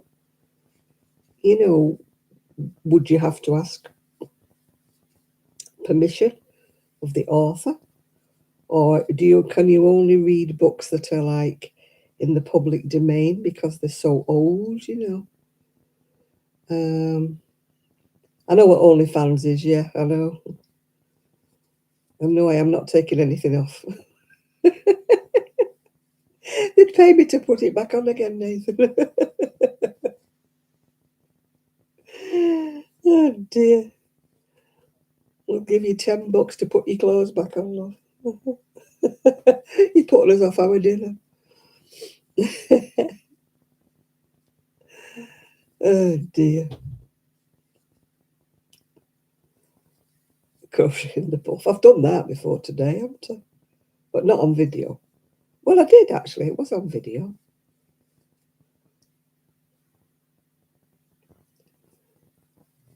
Oh, well, if he knows. Yeah, I'd just be scared that I'd. It's like, you know, if you sing things or you do things, you're frightened to death about copyright or something, don't they?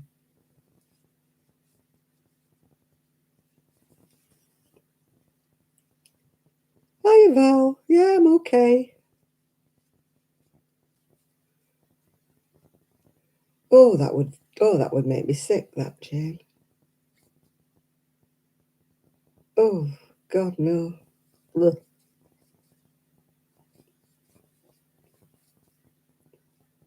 I can't understand them ASMR.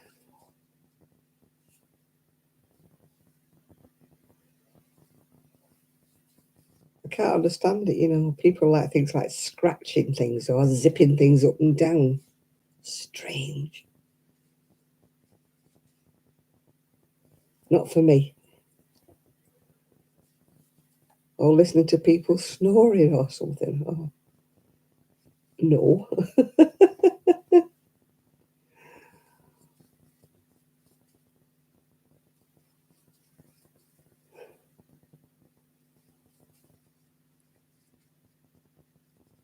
Yeah. There are some people who just get on my nerves, and I can't tell you why. Other people love them, but they're just great.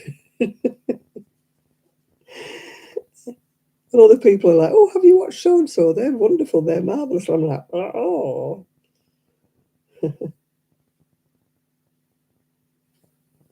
I had one who asked me, would I do a video on my neck care? I'm like, no,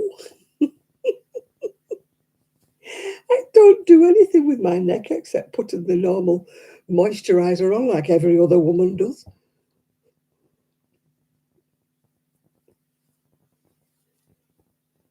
Yeah, rhythmic snoring isn't bad. It's when they snort and they... Oh, there are some weird people about, yeah. Definitely. I had to block one guy. He used to ask me the very strangest questions. I mean, they weren't rude questions. They were just strange questions, yeah. No, he wanted to know what cosmetics. I mean, look at my neck. It's an aging, wrinkled neck. Obviously, I don't do any neck care. Would I do a video showing how I cared for my neck? No. I said, I don't do anything. Slap a bit of moisturiser on like everybody else in the world does. I don't have any other ways of dealing with it. I don't particularly have a nice, like, look at it, it's like turkey neck and wrinkles, isn't it? You know, it's an old neck.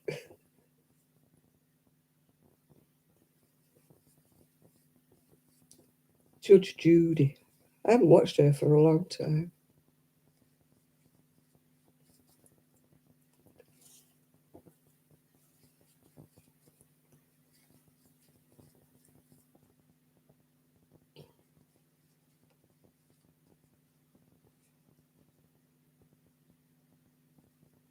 Well, people have got weird fetishes, haven't they? Some people like feet, some people like, ugh.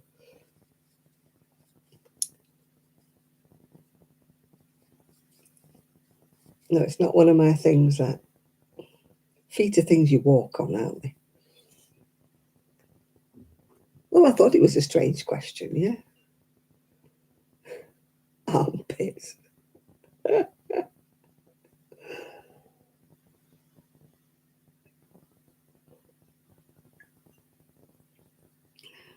No, there's nothing new anymore, Mimi. Everybody we used to watch are all repeats. All things from years ago, aren't they? You're hard pressed to find a new thing, aren't you? Or if there are new series or new dramas, they're not ones I want to watch. A lot of them are too violent or whatever for me.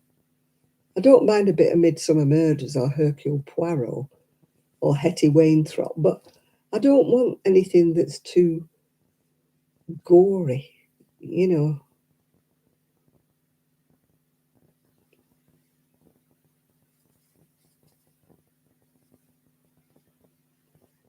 You know, when it's all, I don't know, strange.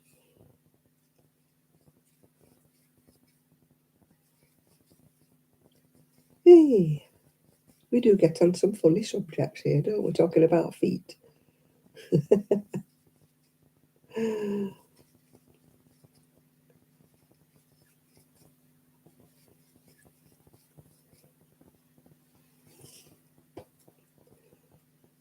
My friend was on one this week.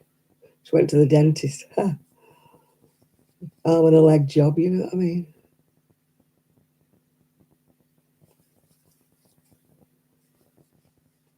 Don't know where they get their prices from, these dentists.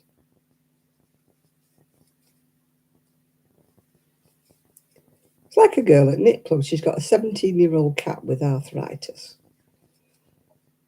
She's had these tablets for her since a long time for this cat to keep it out of pain. Sadly, her vet has retired, so she had to go to a new vet. Oh, we can't just give prescriptions. You'll have to bring the cat in every 3 months. You know how much that's going to cost, don't you? And she's going, the cat's 17. She's barely sort of alive. I won't put her through the stress of bringing her to the vets when I don't need to. Why can I not have the oh, we can't prescribe them. Oh, she's had them for about 4 years. She's not going to improve. She's not suddenly not got arthritis, yeah. It was the same with my cat. He used to have free things. You have to bring him in. Why? Well, we have to inspect him. I said, no, I'm not paying 60 quid. And then pay the price of the flea things on top of that when I'm not bringing a 14-year-old cat in, yeah? That gets so stressed he wheezes and poos himself in the box. No, I'm not bringing him in. And he attacks the vet, rips the vet to pieces because he was a nasty little pasty, you know. I said, just give me the flea things. No, we can't do that. I said, oh, forget it then. I'll just buy them online.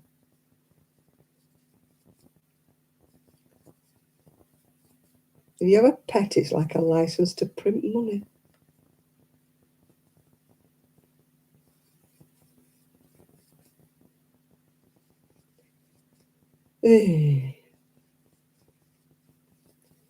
I've never done loom knitting. It seems too slow to me. I've used one of those, what do we call it? Those addies. But after a bit, what can you do except hats and scarves? When you get fed up of making hats and scarves, there's not a whole lot you can do with an addy.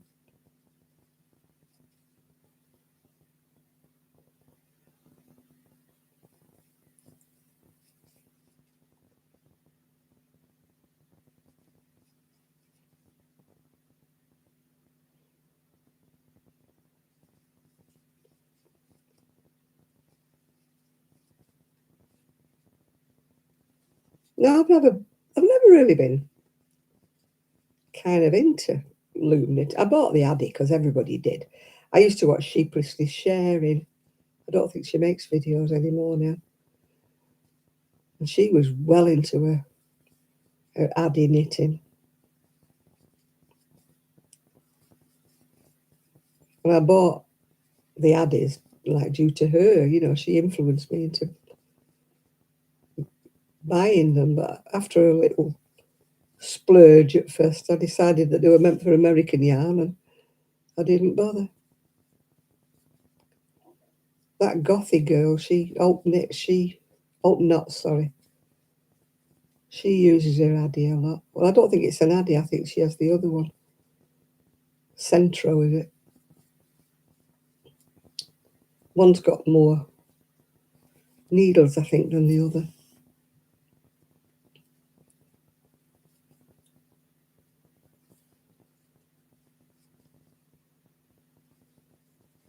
No, I got it thinking I'd use them up to make hats for the homeless, but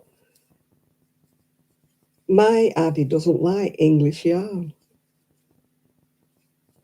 My hats all turned out, more for a child than an adult, yeah. Oh, I wouldn't have the patience for that. My stitching together is like cobbled together. I'm not very good at sewing things together. That lets me down. We've got one girl at Knit Club. She sews together absolutely brilliantly. She does it from the right side and she sews. It looks beautiful. You can't tell there's a seam there. I haven't got the patience. Mine's all cobbled together.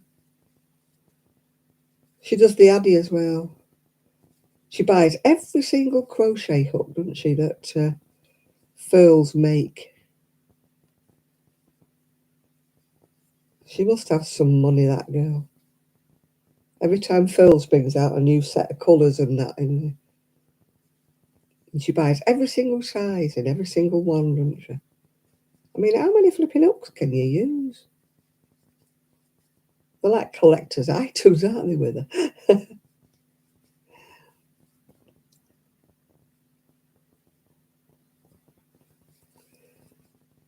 I find Furls a bit heavy. The handle's a bit heavy for me.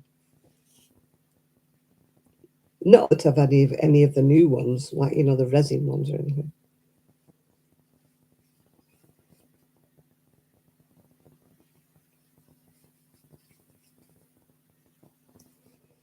Yeah, American yarn, that number 4 weight, works really, really well. But we don't have that here. We have double knitting, which is like a 3. And then we have an Aran, which is more like a 5. But we don't have anything that's a 4. And I think the ad is meant for a 4 weight yarn, yeah. No, I'm not a fan of furls. I only had one, but I found it very heavy. I'm a fan of, as you know, of Susan Bates. It's only a personal choice, Everybody has their own favourites, I never say, oh, you've got to have this hook or that hook or the other hook. I think you just settle into what you like, yeah. I mean, mine might be a regular furls. I don't know. I've not gone into it. It was a gift to me. So I don't know what the price was.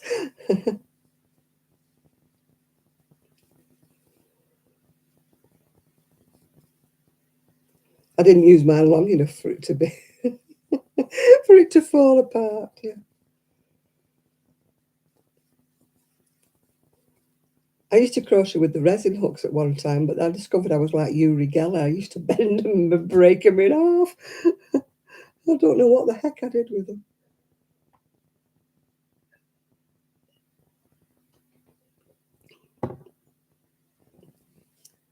No, our Aran yarn seems to be a bit thicker. It just jarred, when I was trying to use it on the Addy. Yeah.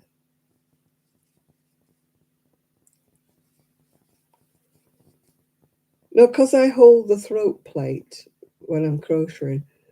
I think I used to warm the acrylic hooks too much so that they just bent. It was just like they went like, I don't know, just like that. It was just like I said, like Uri Geller and spoons I was. So I changed to these. Only because I can't use the narrow hooks, yeah. I have to have something with a handle. But I can't use them, like we said before, the ones with those people make them with bobbles, don't they, and things like that. Oh, can't use them. They do it with that, is it Fimo or something? They put it in the oven and bake it and that. No, can't use them. But as I say, you find a hook you like and you sort of stick with it.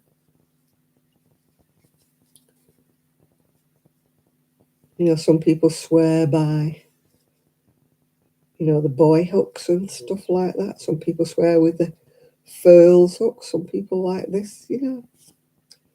As I say, it's just a matter of personal choice, really. I don't think it makes your crochet any better if you pay a load of money for a hook. Especially those like made of driftwood, or are they called likey or licky or something? Carved out of driftwood. They cost an absolute fortune. An absolute bomb they cost. You look at the price of them and you think, are they joking? $100 or something for a set. And I'm like, what?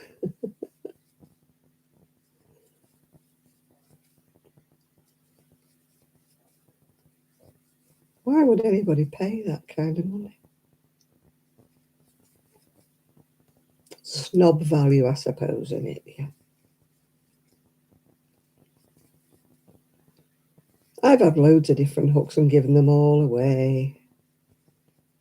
Kelly finished it with a load of my hooks because I couldn't use them. Those prim. She liked the prim. I didn't. I couldn't use them.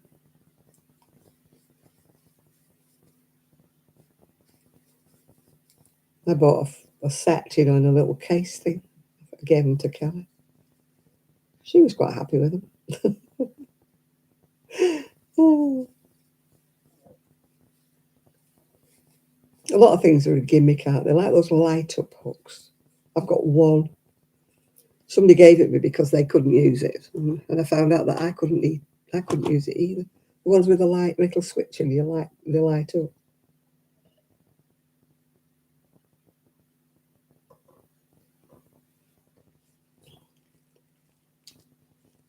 I'm not bad at hooks, really. I don't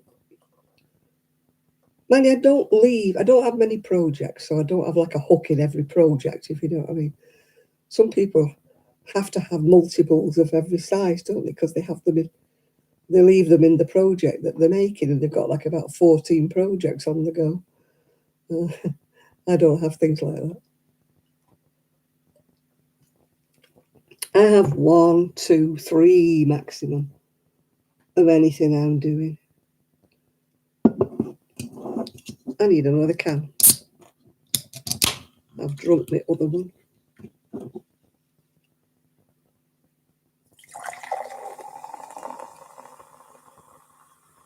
I mean, I don't know how people, whatever suits people, it suits them, doesn't it? Like Denise always has piles of them. And she tosses a dice or something to decide which one she's going to work on. And I'm like, oh, drive me potty, that. But we're all different, aren't we?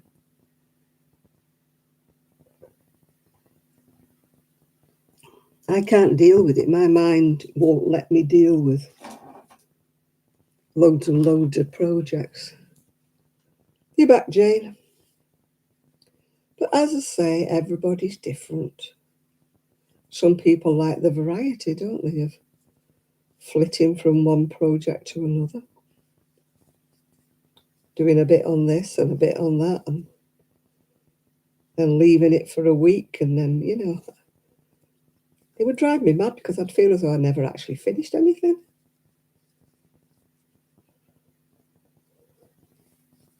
Stick it behind your ear, Seaside. Stick it in your hair. I used to do that. I used to stick it in my hair. And then I wonder where on earth I put my crochet hook, and I found it was stuck in my hair. I've got this at the moment. I've got one long, winded one that I don't think will ever get finished. So I don't count that. So I've really only got one at the minute. Sometimes I like to have a knit and a crochet on the go at once.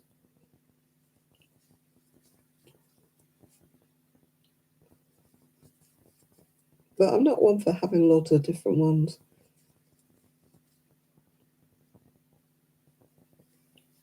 You know, a pair of socks in one bag and something in another bag, and 2 or 3 sweaters on the go, you know. I couldn't cope.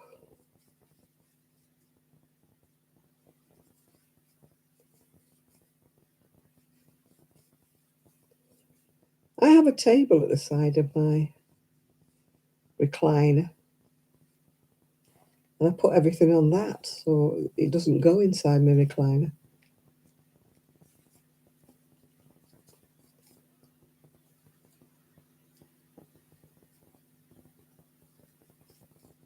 The only time I lose hooks is sometimes they probably get lost on the way back from knit club, or they fall through my bag or something.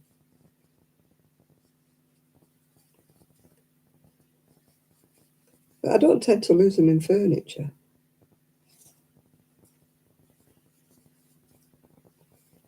I have found the odd one in project bags that I've finished doing what I was doing. No, I'm only really coping with about 2 things at once, yeah. I didn't finish the blue cardigan off because I didn't have the wool. I didn't get the wool till Thursday. So I had to stop. That's why I had to stop on that one and start on this one. It was an enforced stop, if you know what I mean, because I had to wait to get more wool. Yarn or whatever you want to call it. I call it wool. It's always wool to me. I'm like Sheila. She calls everything wool. So do I. It might be acrylic, but it's still wool to me. I come from a cotton mill family. So yarn to me was something that was like cotton or whatever. You know, that's what I think of as yarn. I think of yarn as something that you tie something up with or whatever. You've got one upstairs and one down. Oh, you're very posh. Upstairs, downstairs. Have you got a lady's maid here? Oh, I know. I forget what size I'm doing. I forget where I'm up to. And you have to sort of rack your brains to find out, to remember the pattern again. If it's not stocking stitch, you know what I mean? If you're doing a pattern, you think, what the heck was I doing here? That's why I should have a project book, which I never do. I buy them. Buy them all the time. I've got 2 or 3 over there. But do I use them? No. It's like when you buy a diary at the beginning of the year and you start off with good intentions. You're going to write everything in your diary. You get as far as the end of January, don't you? And by then you've run out of steam. I never even get as far. I mean, I watch a lady called Crochet Objet. She lives in Israel, I think, in Tel Aviv. And she has this like book and she puts like the label in it, sample of the wool. And she puts a picture of what she's made with it, like socks or something. She writes down all the details in this book. And I'm thinking, how dedicated is that? I would forget to do all of that. Or I would need a very big book, especially if I was putting down every baby cardigan I'd ever done in the world. Yeah. I've got about 8 in my bedroom now. They're finished. So I've had taken photographs of them and put them in my book. Gosh, no, it's too much work. I used to do it when I was machine knitting, because then I used to work on rows and things, and I used to adapt patterns, and there's a lot of like doing your own thing when you've got a knitting machine, because there's not an awful lot of patterns that you can actually just follow. You find the stitch, do your swatch, and then you have to do a lot of calculations. So I did used to keep books, you know, with what I'd made. And in case I needed to make another one, I had a good idea about what I'd done. But I don't do it with hand crocheting and hand knitting. Oh, I haven't finished making my bed. Not put me I've done the sheet and the pillowcases. I haven't put the duvet cover on. Ah, that's a task I don't want to do before I get in bed. I have to fight with my duvet cover. I've never found an easy way. I've tried every way they show you. Rolling it, doing it, turning it inside out. Tried it. So are you all buying Oasis tickets at 500 quid a piece? Yeah, right.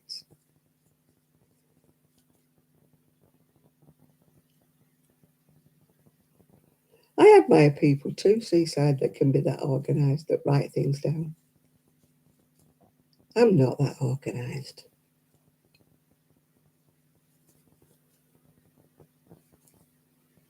I wish I was more organised. I wish I was.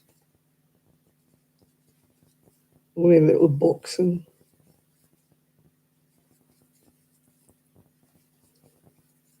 what stitch I used and a picture of it and all that. I wish I was, but I'm not.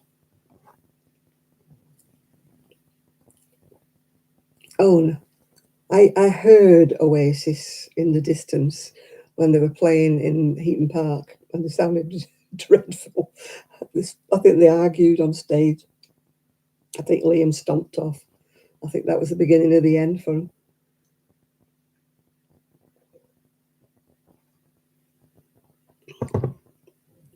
Somebody said, "Oh, when you hear them at a distance, the acoustics are never good." They didn't sound good to me, and I wasn't that far away. They've never been even in the top few of my favourite bands.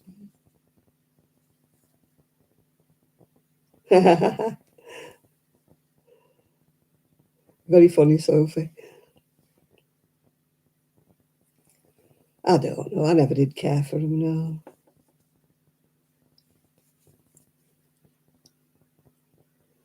Are they still going? Duran Duran? Are they still around?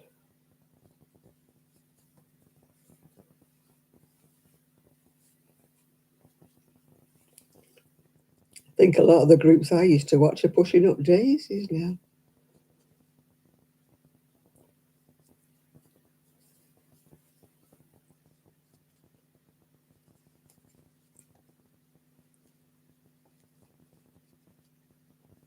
Probably for younger people than me as well, yeah.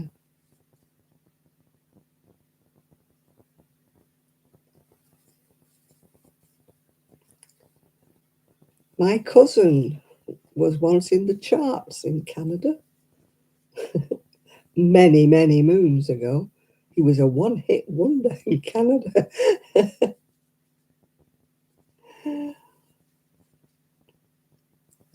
Way before anybody's time. You will not remember him because it was so long ago.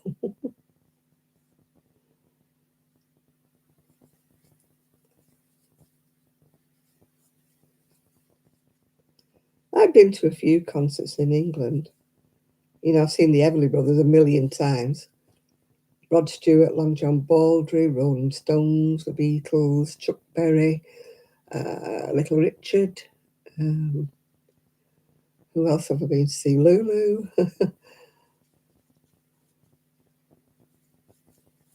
I've been to see quite a few. Tony Christie, Neil Sedaka. All when I was younger, of course. All much, much a long time ago. Electric Light Orchestra. Freddie and the Dreamers.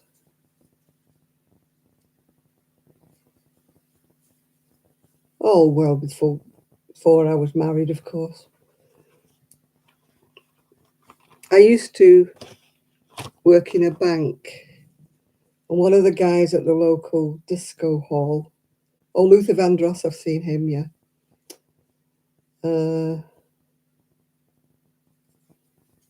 He used to let me go in the dance hall for free because he used to bank with us when I worked at the National Provincial Bank, and he used to let me in to see them for free. Although the other ones, the Everly Brothers and that, they didn't come to the local flea hop. The Beatles did. That's where I saw the Beatles and the Rolling Stones. All long before they were mega, mega famous, you know, when they first started out.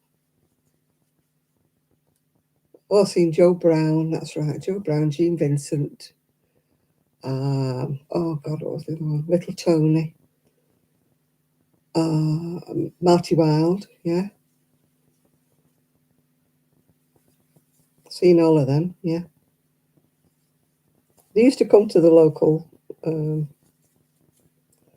it wasn't really a dance hall. They used to have all these, you know, groups and people that went. They used to get all the big names. And I used to go in for free. Because the guy that worked on the manager, let's say he took a shine to me. It wasn't creepy. I mean, he didn't want anything. He wasn't like chatting me up or anything. I would only be 17. But he used to always say, just ask for me, love, at the door.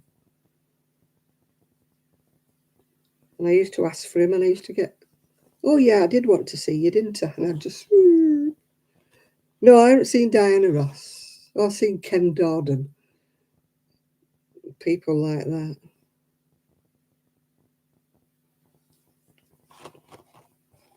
Susan Maud. I bet you never heard of her. Have you seen her? As I say, Lulu. Baron Knights. Seen Cannon Ball. Well, I've seen loads of people. But a long time ago. I think Luther Vandross was the last one I saw live.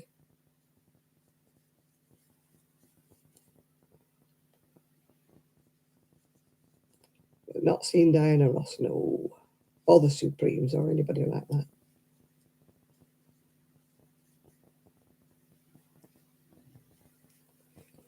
It was back when you could get tickets. I mean, you used to just ring them up and say, you know, I'll have a ticket, I'll come and collect it. There's none of this ripping people off with this box office stuff.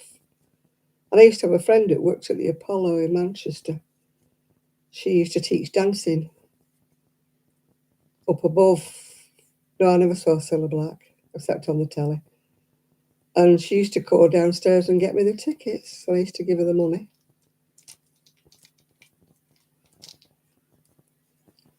But there wasn't all this palaver, you know, to ring up and do all this back then. You had to go down in person and buy the tickets at the box office. There wasn't any of this online stuff. Well, there wasn't online back in my day. Let's face it. Everything was done in person. So my friend used to nip downstairs and get me these tickets, you know, for all these people.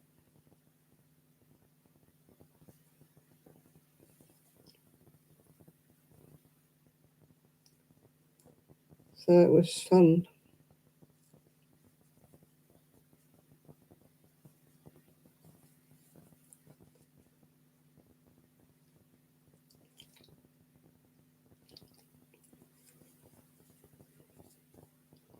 And the daft thing is I never kept any of the tickets and I never kept any of the programmes. I was stupid, really. We're worth a fortune now. Beatles programmes and stuff. Worth a fortune.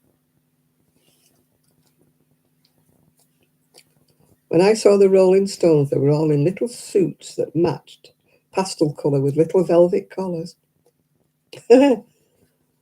Obviously, way before they were famous. They weren't even top of the bill when I saw them.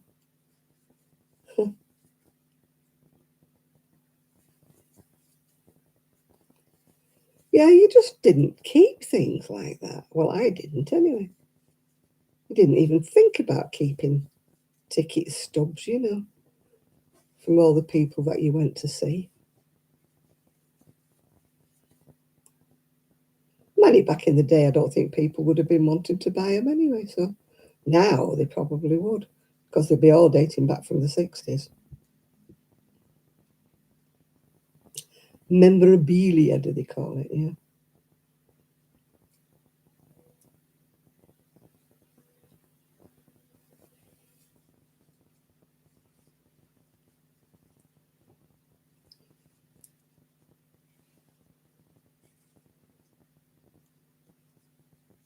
No, I wouldn't. Can't remember when I last went to see anybody alive. Like I said, I think it was Luther Vandross. Back in the 90s.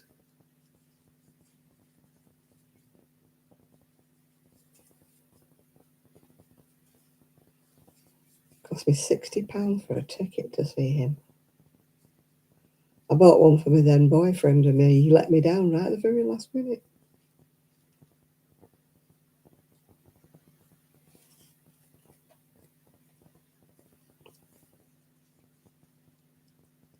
Yeah, my only claim to fame was my cousin was married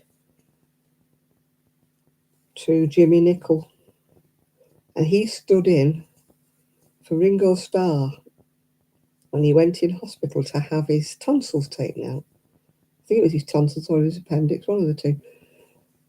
And so Jimmy drummed for the Beatles for just a tour in Germany. So that's my only claim to fame. It was my cousin's husband, now her ex-husband. Well, I don't know whether he's still alive or not now. In fact, I don't even know if my cousin's still alive. I've tried asking her son, but I've never had any answer.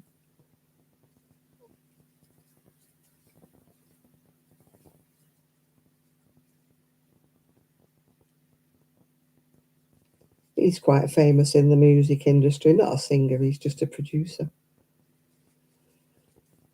But I've emailed him a couple of times and wrote him a letter. I just want to know if my cousin's still alive or not. Because she'll be in her 80s if she's still alive. But he's never answered me.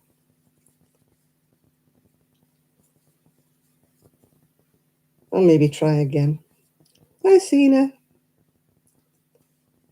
Maybe he thinks I'm trying to cotton on to him or something if he's famous. I don't, not bothered. All I want to know is my cousin still alive? Because the rest of the family said, have you found out if our Pat's still alive? I said, I can't get any answer out of Howie.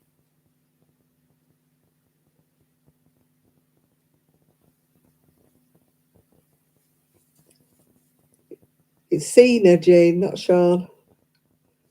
Sean's too busy potting her cactus up or her spider plants. They're multiplying on her. Plus the boy went back to school this week, so she's probably tired.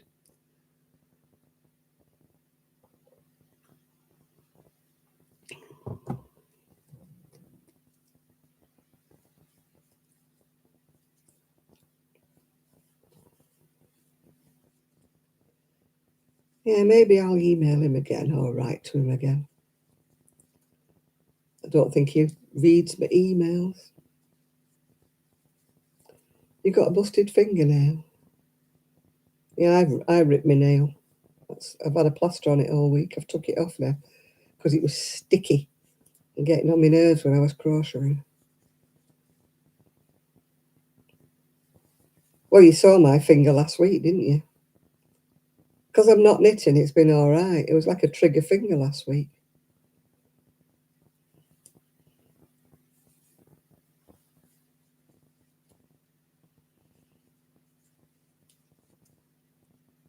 No, I had a bit hanging on my nail, so I decided to it off. And it went too far down. So I made a bit of a mess of it. So I put a plaster on it, but as I said, the plaster kept sticking on everything. So I gave it up. It stopped hurting now anyway. It's settled down. Do, do, do, do, do.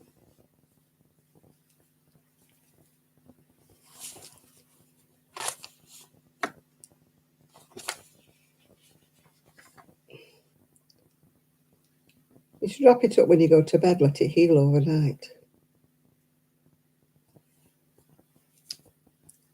That's what I do. If I've got anything wrong with a nail or a finger,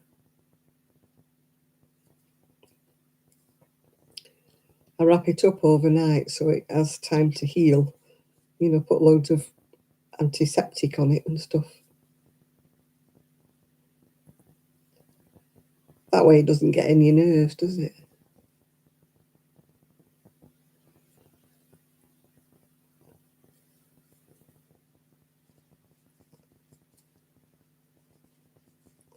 I do the same with toes. If I get a little toe,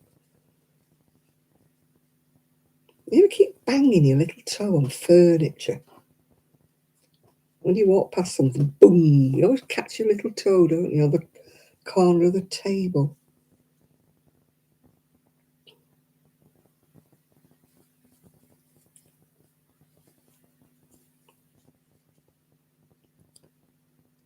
My little toe, I banged it ages ago. Yeah, you could wear a finger puppet, couldn't you? Finger bob, finger bob. I don't know whether you know that in America. It was an English program for kids that were finger puppets. Finger bob, finger bob.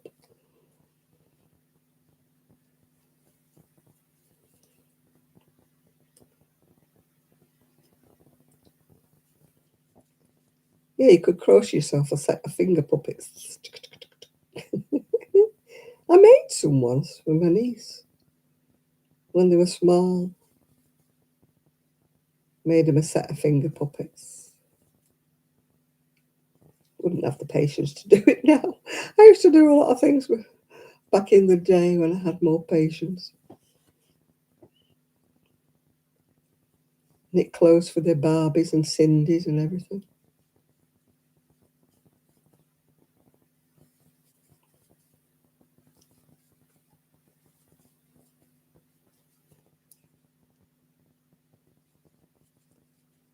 I do all right with my nails. They grow so far, then they snap off.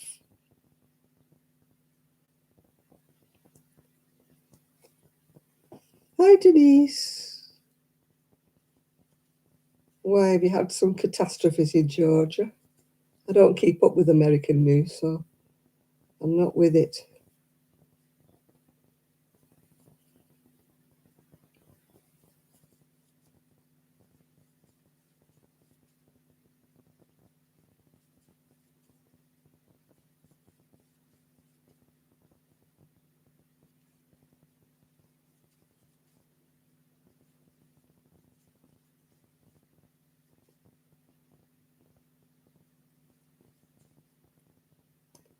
Did you send me an email, Munchkin? I think you did.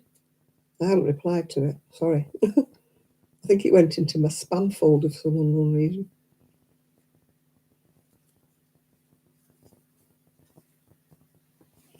A lot of I have to check my spam folder because a lot of my videos finish up. A lot of my emails finish up in there for some strange reason.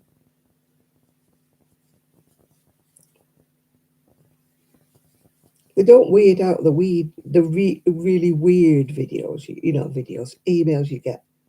But yet they'll weed out people that I know.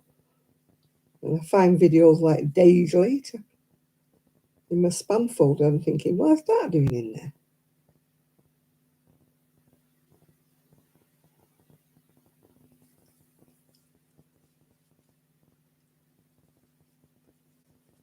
Yeah, these things happen. Jane.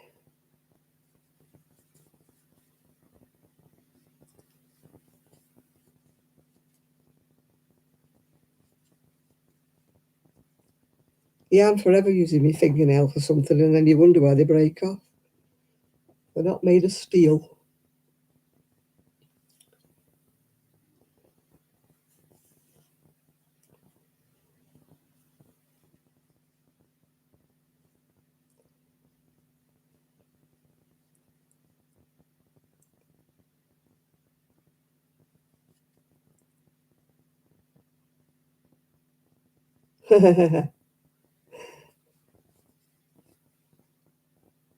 Oh, I'm just going to say I've not got anything, Munchkin. Not got anything. You know what the post's like, though.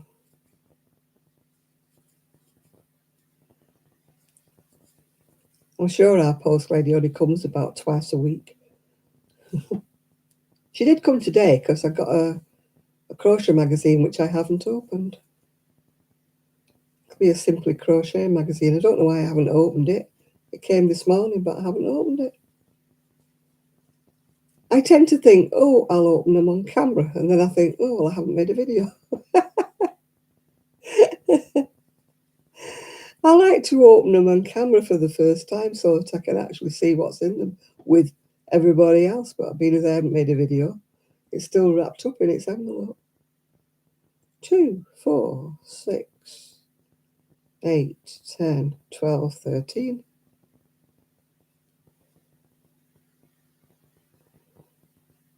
It is sad, but he's only young. It'll happen over again until he finds the right one. Sadly, it does.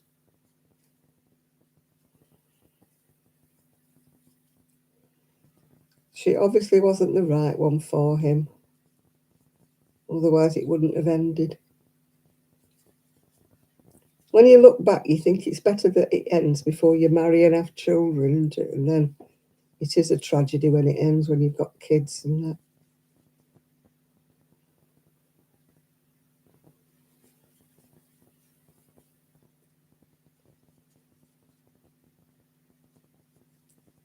Yeah, you look back and you think, why was I so heartbroken over him? But at the time, it seems like the end of the world, doesn't it?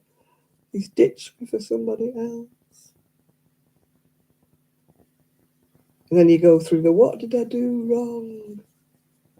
Was I so awful? Why did it happen?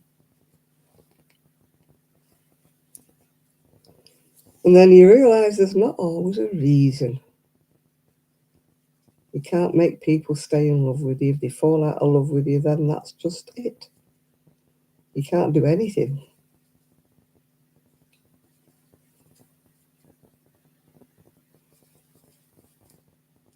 Yeah.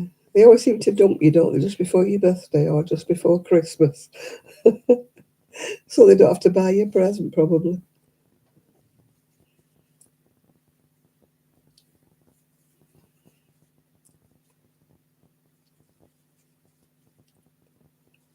I don't put myself out there anymore, so I don't get dumped because I don't have any relationships. It's easier that way. You don't get hurt if you don't go into anything.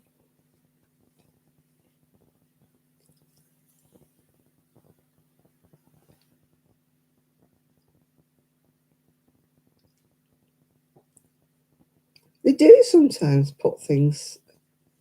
Our every oh God, every comes about once a year. They're notorious round here for being very late with deliveries.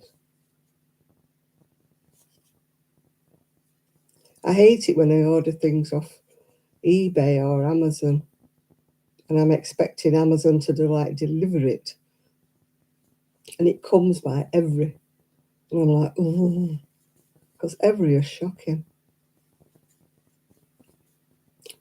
They hang on to things for days. Yeah, I've been single now for, can't remember how long. It's that long ago, Chris, I've forgotten to count. It saves a lot of heartache. I don't be bothered getting attached to anybody. I've never met anybody I wanted to get attached to be quite truthful. So.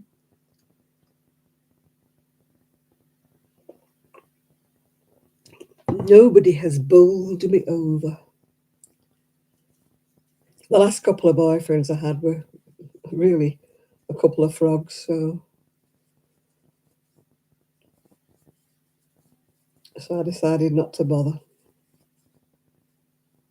One turned out to be still married, and the other one was just a scrounger.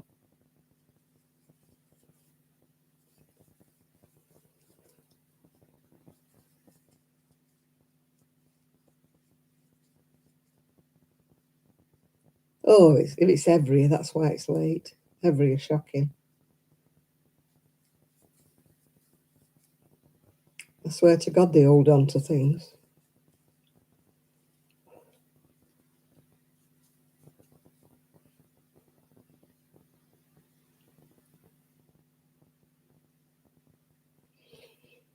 Yeah, I've never really had a good one, did he? So I wouldn't like to say.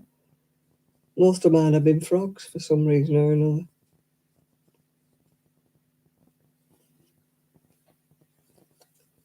I did have one that I was really, really absolutely heartbroken when that ended, but he'd been cheating on me with somebody else. So.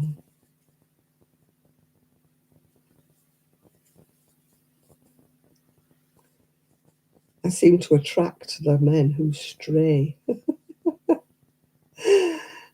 Perhaps it's a pattern of falling for the wrong kind of guy.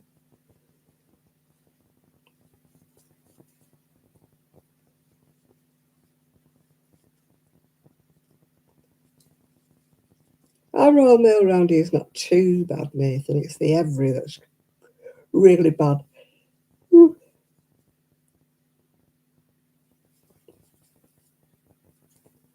We've got the dopiest every drivers in the world, I think.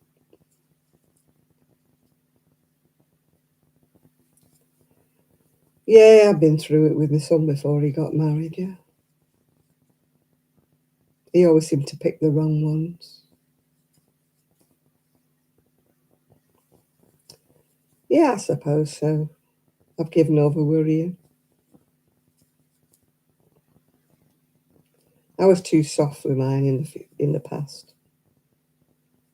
I kind of knew what was going on, but I used to turn a blind eye, which is stupid. You keep hoping everything will turn out for the best, everything will turn out right, and then they still walk all over you.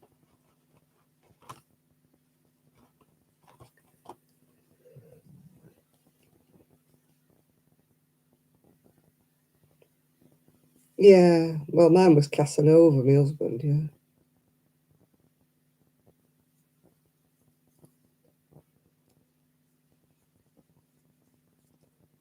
If it wore a skirt, it was his, you know what I mean?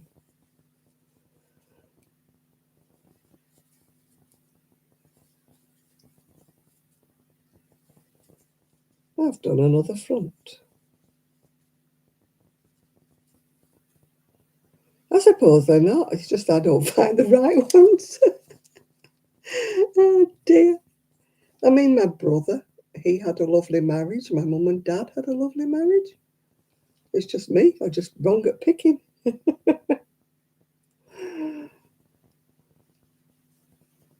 must have rubbish choice in men.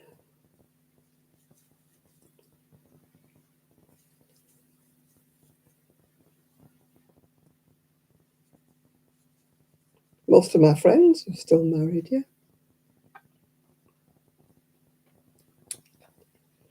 Yeah, it could be if they've put it through every.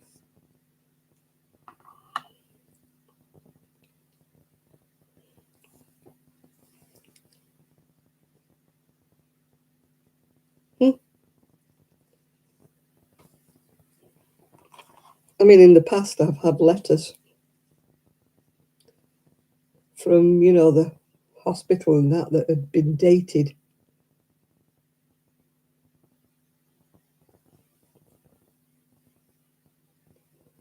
Yeah, I know. I send things Royal Mail, so I know how much it costs. Yeah.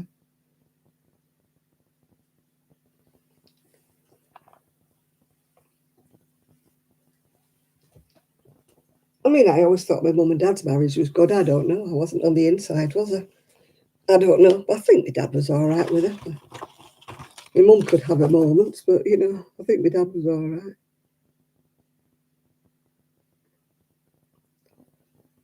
I would have said my mum was difficult to live with.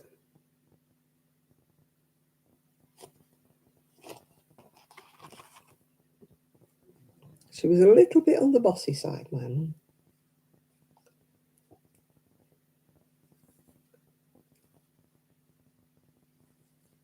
And my dad put up with it.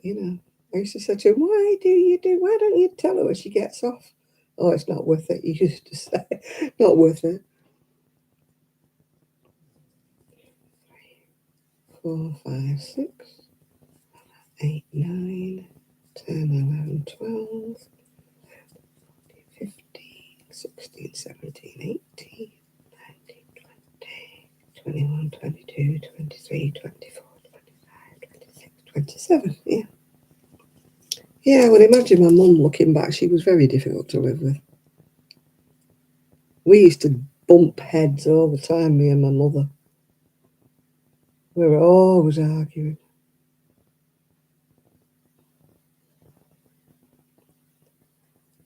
I don't mean in a nasty way, we just used to argue.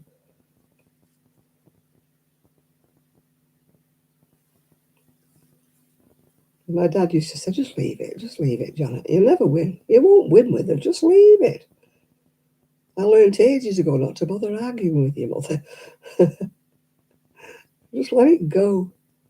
And he used to say, but, Dad, but. And he used to say, just let it go, will you? Let it go.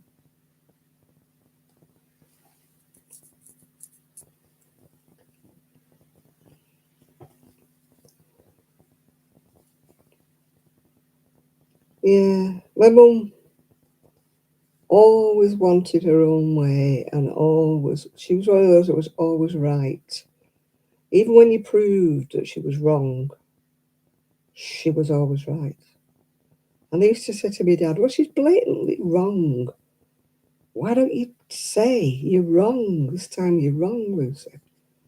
It's not worth it, he used to say. It's not worth it. Just leave her be.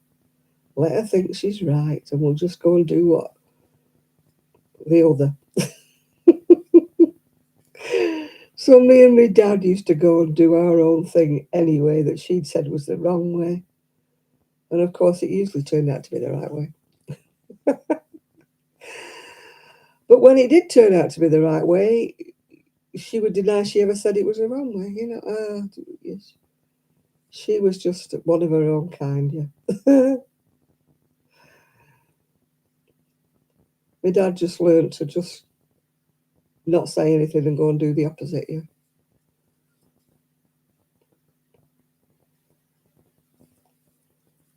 Me and my dad were like two peas in a pod. We used to do our own thing. We used to say, let her think we've done it right. Let her think we've done it that way. We both know we haven't. Oh dear. It was like a conspiracy theory, me and my dad. Let her think we've done it that way.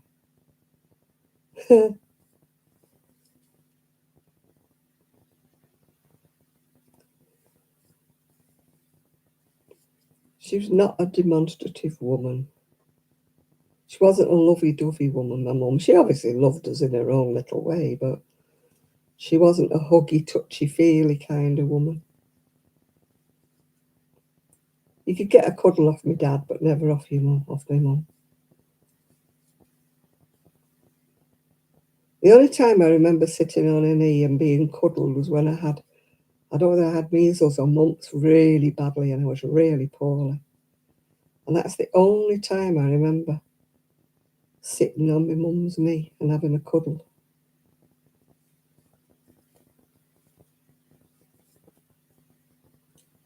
She was one of those, if you fell over, she'd slap something stingy on your knee and stick a plaster on it.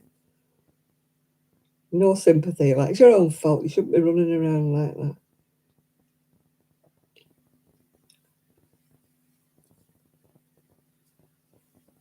What you crying for? I don't know. Well, I'll give you something to cry for then if you don't know what you're crying for. Very hard, my mother, very hard. Right, sleeves. Keep pattern correct. Oh, you increase every other row, do you? Until there are 41 stitches. Right, okay. Can do that. I can do that. Here's a job. I can do that. Here's a job.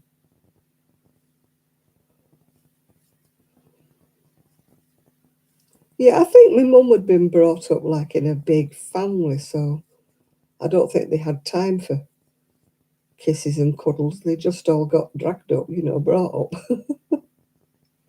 I think that's where she got her hardness from. I won't say hard, that's the wrong word. She just wasn't a cuddly, You could never run to your mum if you'd hurt yourself and be cuddled. No way. It was, well, you're a daft so-and-so for doing that, aren't you? What did you do that for? Come here.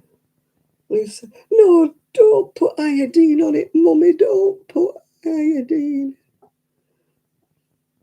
It stings.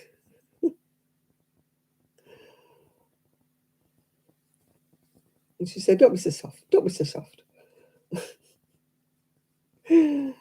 Oh, God. Washing your hair. Oh, did you have that with your mother? I think she washed every hair off my head. It's the Mum, yeah, to me. Oh, give over. Stop being so soft. I'm not hurting you at all. Behave. Sit still. Stop moving.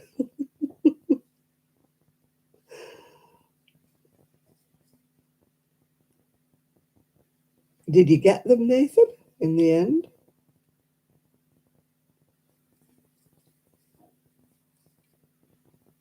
No, my mother definitely wasn't demonstrative at all, no.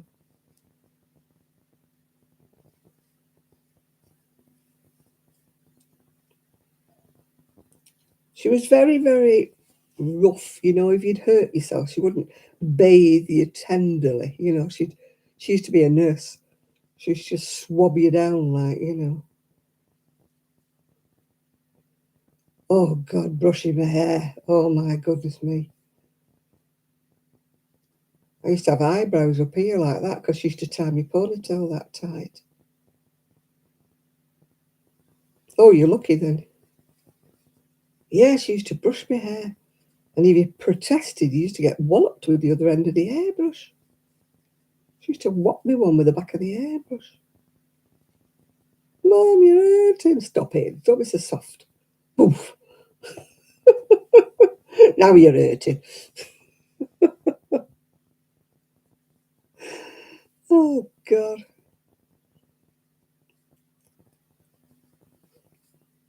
Yeah, I had raised eyebrows, I think, all through me growing up years with a ponytail. Used to be that tight. And I've always had very fine poker straight hair. And she used to despair because it wouldn't curl or anything. She used to try to curl my ponytail, you know, and make it have a bit of a whatever with it. No, it wouldn't work. It never worked. I haven't got a curl in my head. I haven't got it now. Never had it then.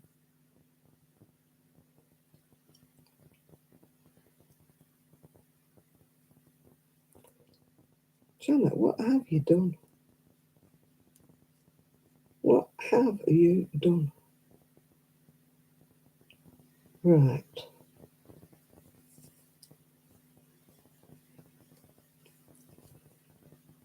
And have you crocheted anything with your new Addy hooks, Nathan?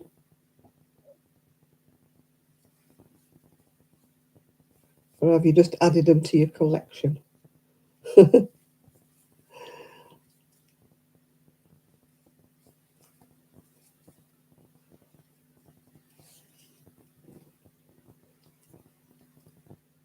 Oh my God, yeah, splinters.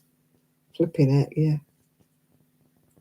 She used to get I swear it was a darning needle. She used to rake in, you think, yeah, no. I think we've had the same mother.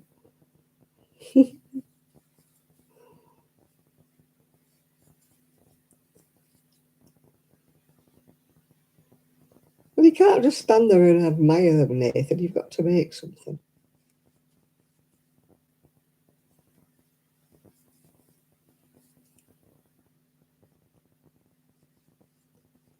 We want to see something that you have made.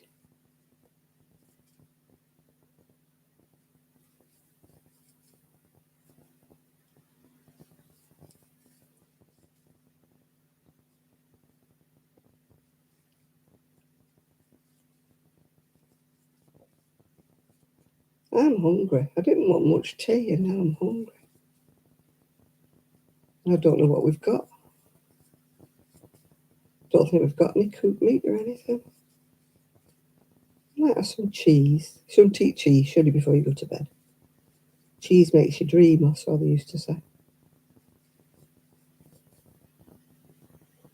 I don't know why you're not supposed to eat cheese before bed.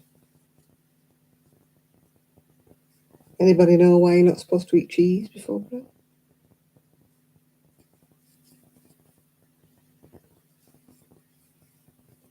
Or is it just one of my mother's homemade tales that you couldn't eat cheese? Yeah, did your mother used to tell you you couldn't have cheese before bed? Why can we not eat cheese?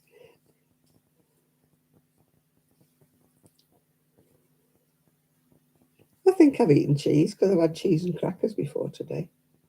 You know, when I've been going to bed, yeah. Have some cheese and be damned.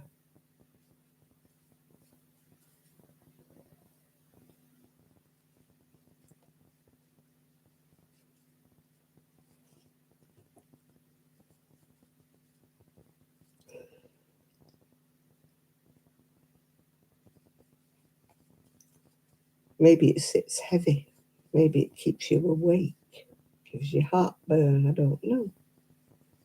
Or cheese gives you nightmares.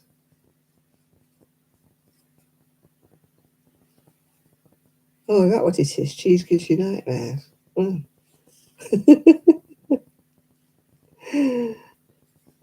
Maybe it was just because she didn't want me to have cheese for my supper. Nothing wrong with a bit of bread and butter. If you're hungry, you'll eat bread and butter. But I want something on my bread and butter, Mum. No, if you're hungry, you'll have bread and butter. It's like if you're thirsty, you'll have a drink of water. Has your mother told you that? No, you can't have cordial. No, you can't have milk. If you're thirsty, drink of water will do.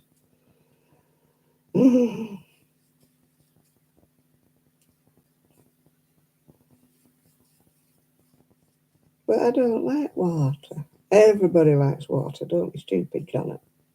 Drink some water. Oh no, I couldn't have any milk because she wanted milk for breakfast. So you couldn't have a drink of milk at bedtime because she wanted the milk to go in the cornflakes or the porridge or whatever in the morning.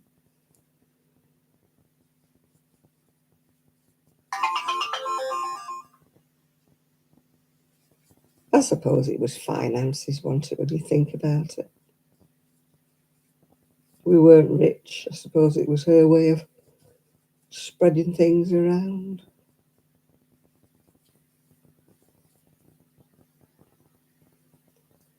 Man, I used to get mad if my son drained the last of the milk, and when he got up in the morning, because I used to have milk in my coffee back then.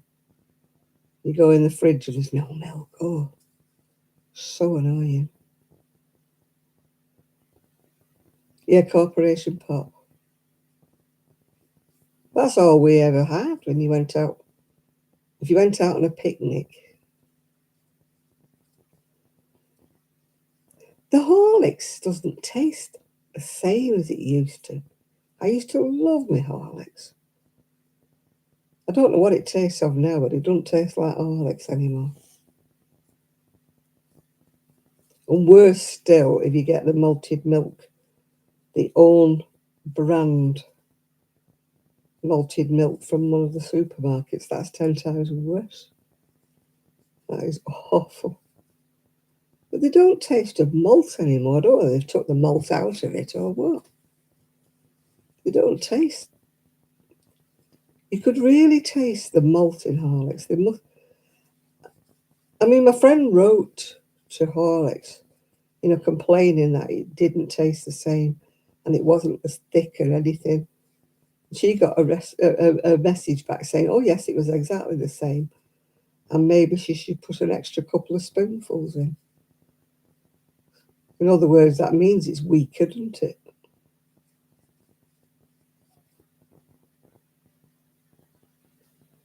Oh, yeah, milk was. But I mean, it was probably my mum didn't have spare milk. That's probably why she told me I couldn't have milk at night.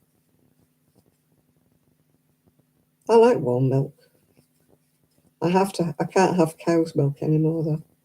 For some unknown reason, I've suddenly just developed a allergy or whatever. Like, it upsets my stomach, cow's milk now. Never used to have drunk it all my life. So I don't know why it's suddenly. Yeah, Neil Sean drinks his Horlicks. I used to love Horlicks. It just doesn't. I know your taste buds change as you get older. It just doesn't taste the same. It doesn't taste malty like it used to. Do you remember the Horlicks tablets? They were gorgeous, weren't they? My mum occasionally used to buy me some of those. I used to sit and crunch them. They were tasty, absolutely fabulous. But now even Horlicks made with milk doesn't taste the same. It's like weak and watery. It's just not the same.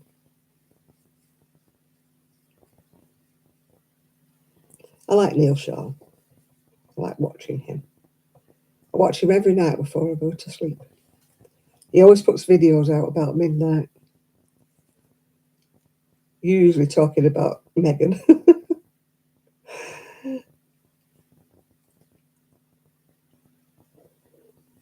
He does not like her.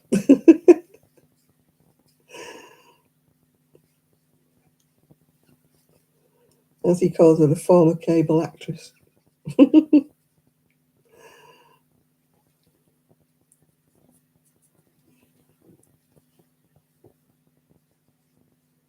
Yeah, it could be my gallbladder.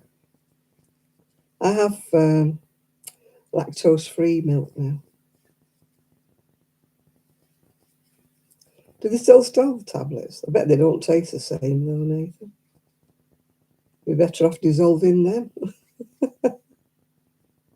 if they tasted the same. I keep thinking I might try goat's milk because I'm not really keen on this lactose. It tastes a bit sweet to me.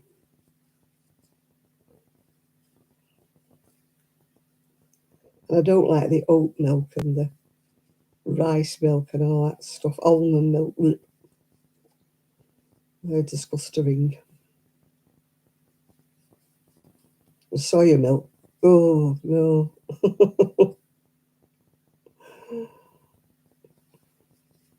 B&M have the Horlicks. I don't think ours does. Our B&M's a bit rubbish. It's allegedly the very first B&M that there ever was is the one in Cleveland. But it doesn't seem to have half of the stuff that other people's B&Ms have.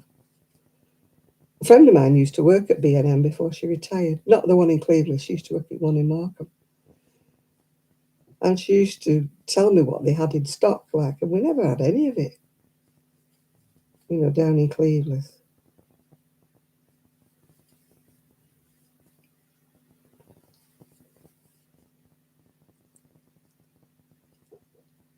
She lives in Scotland now. My stomach is going to roll any minute now.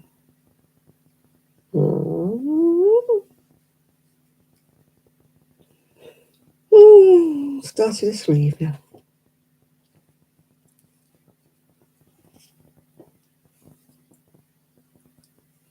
Yeah, I've got to go to bed now, actually, because it's getting late.